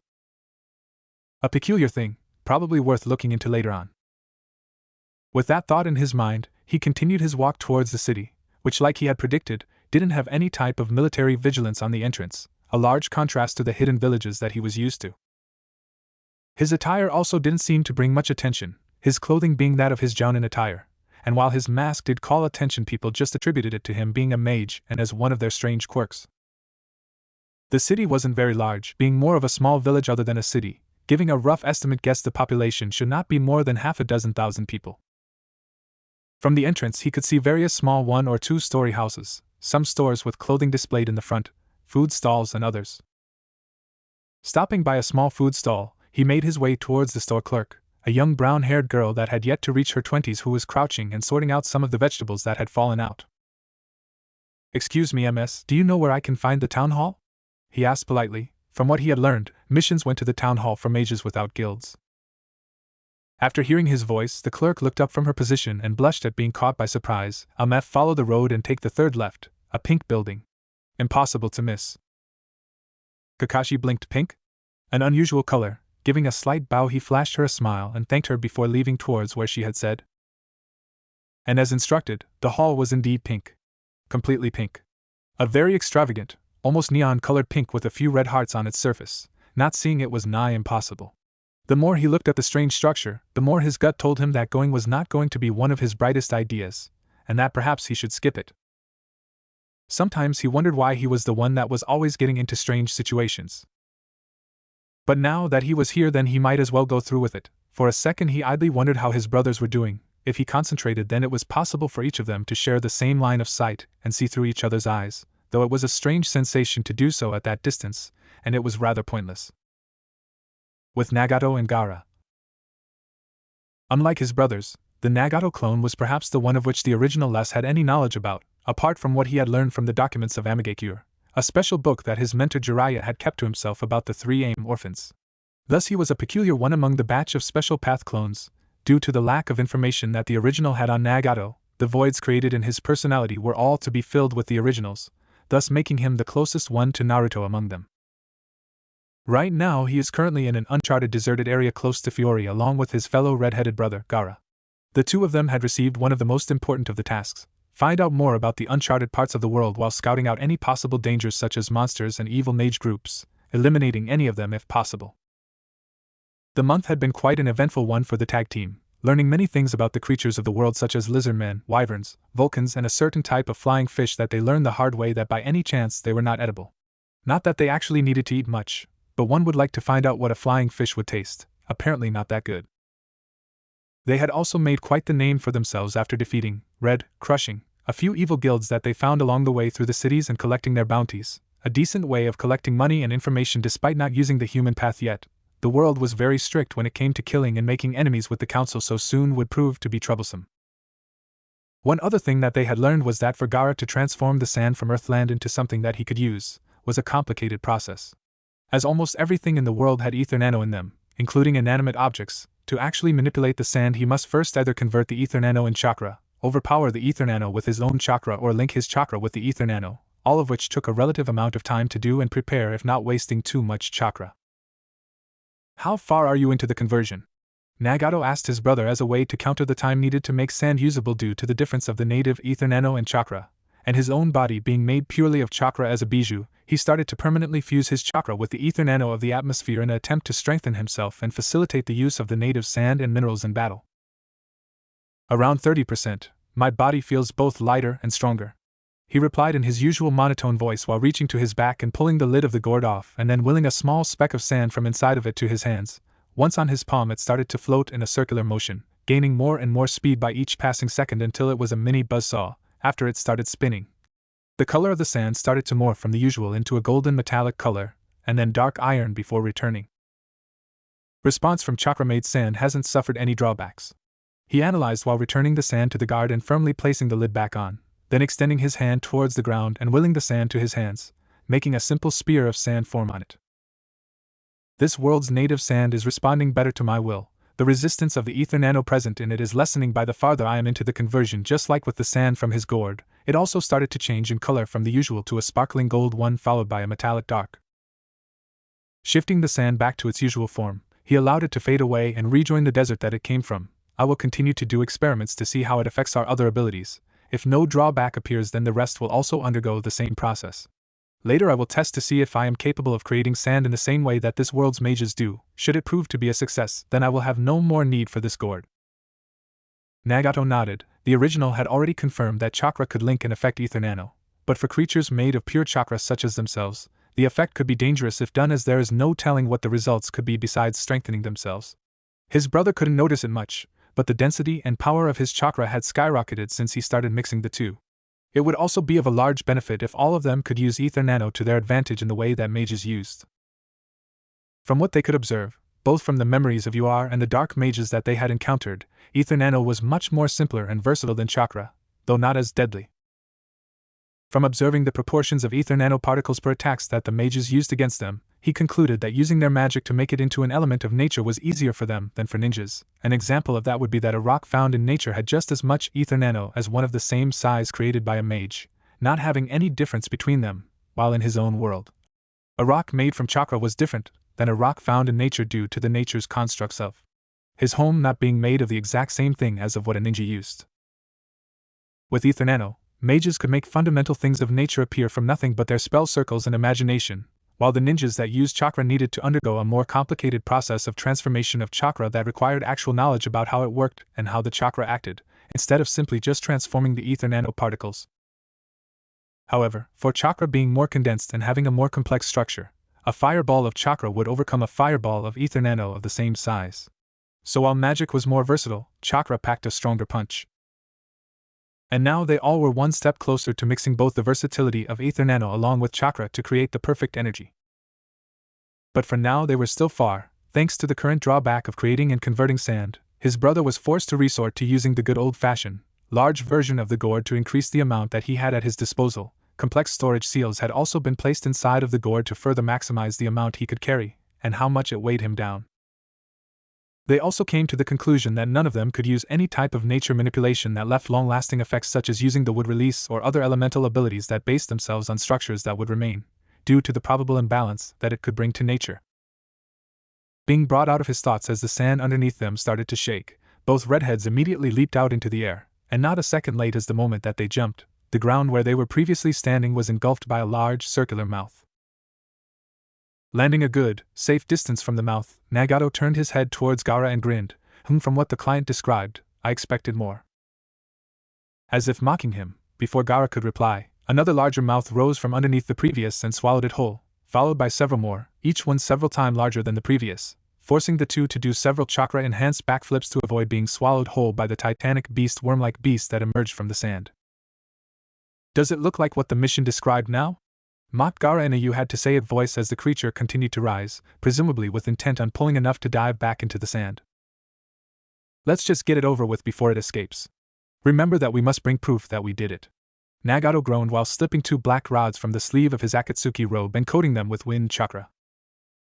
Gaara nodded in agreement. The creature had an extremely high price on it, and was listed in a worldwide bounty. Killing it was considered a SS rank mission bordering SSS that had been hanging for roughly 25 years. If not for the money, the acknowledgement of completing the mission could benefit them in the long run. Then again, it is easier said than done. Just by looking at it they could tell how solid those scales are. SS rank creatures were extremely rare beasts. Killing a single one of them was considered a task for an entire army of skilled mages, and by looking at it now they could say without a doubt that it certainly filled in the profile of an army killer. With Jiraiya and Niji. Wham! Itai! What did I do now? whined a certain perverted sage to his white-eyed partner after the latter had smacked him on the back of his head with a very hard chakra-powered slap. Something that had been happening a lot ever since they had partnered up, much to Jiraiya's dismay. Turn it off. But it wasn't even on, protested Jiraiya while nursing the lump that had formed above his head. Oh, Neji paused, then may it serve as a warning. Jiraiya cried mock tears at his partner. His partner being very much conservative about what their eyes should or should not be used for, thus with him then he couldn't use the Byakugan's abilities to its fullest. He could still use them to a lesser extent without being hit by his partner. Simple things like taking advantage of the naturally wide view and telescopic abilities were of much help to his quest of filling the world with joy. As soon as they had been created, the duo immediately took off towards Era and have since then been investigating the council. Unlike the other clones which had been given pretty vague missions, they were on a much more objective one. Find out everything about the council, weapons and enemies of the nation, infiltrate and if possible register themselves as mages without bringing suspicion, gathering information about Yuar's ex-husband, information about the bureau, settling a base in Era, starting up a spy network and lastly getting a stable money income, something of which Jiraiya was more than happy to do, much to Neji's annoyance. Infiltrating the Magic Council proved to be easier than they first thought to be. Their security never stood a chance against them, even with the council getting a severe increase in the security after he had pulled a Madara on the bureau and stacked 2 meteors on top of it. The combination of the connected side of 2 Byakugan plus multiple henge made it all seem as if it were child's play. Among the things that they had come to learn, the council members didn't bother themselves much with the bureau, instead dumping it into Brain, something that he had already suspected since the day he had gone into that one scientist's mind. Creating identities for all of them also wasn't that much of a task once they had managed to get inside of the central. Regarding the books, he had yet to gain perfect understanding of the native writing, and thus was writing in his own way as to not lose time and start translating as soon as possible. His only frustration was that the original had blocked his memories of his more personal time with Yar, and continued to deny further access to them. Those memories were gold. Yet unfortunately the original didn't buy his reasoning, a shame. Not that it was enough to stop him. Wham! There's blood is dripping from your nose, Neji stated after smacking his partner once more. Itai. Damn it! Can't a man dream anymore? He whined, rubbing the back of his head. You can't, and if you complain then I will make it so you stop being a man. You are attracting too much attention, Neji stated calmly, making Jiraiya take a look at his surroundings. In the street that they were passing, people looked at the two strangely while women nudged their children behind them, whispering things along the line of stay away from perverts like that. Giving a huff, Jiraiya crossed his arms childishly and turned away, opting to stay silent and focus on the path, ignoring the people around them as they would never understand the way of the pervert. Somewhere in another dimension, a brown-haired devil sneezed. Isn't that your informant? Neji asked, nudging his partner and discreetly pointing to an orange-haired man wearing white robes that was standing in front of a bar with his arms crossed. Jiraiya shifted his attention to where Neji pointed and grinned. Yeah, that's our man. Let's see what he has for us. Neji sighed and nodded, for as much of a headache that his partner gave him, he had to concede that he knew his way around people. With Yar and the kids. Mommy, you think Daddy will like this? Altair questioned her mom, showing her a white scarf with a red outline. I think he will, sweetheart. We will take it then, Yar replied, taking the scarf and getting a look at it before placing it in a handbasket. The month had been a time for much contemplation for her. During the month she had came to realize and understand why it was that he left the way he did. It wasn't because of the twins, their parents, or anything to do with the outside world. It was her. She was the reason. Being so overwhelmed with the new things that had happened one after the other, she never really placed much thought into her current position as his woman. She had yet to come to terms with what her own part in their relationship was. She couldn't tell him what to do when she didn't know and answer herself. Oh, how she wished things were more simple in which white was white and black was simply black. Dating Naruto Uzumaki wasn't as simple as it sounded. He wasn't a normal man. Heck, he wasn't even human, thus he couldn't be treated as if he were a simple human because he simply ain't one.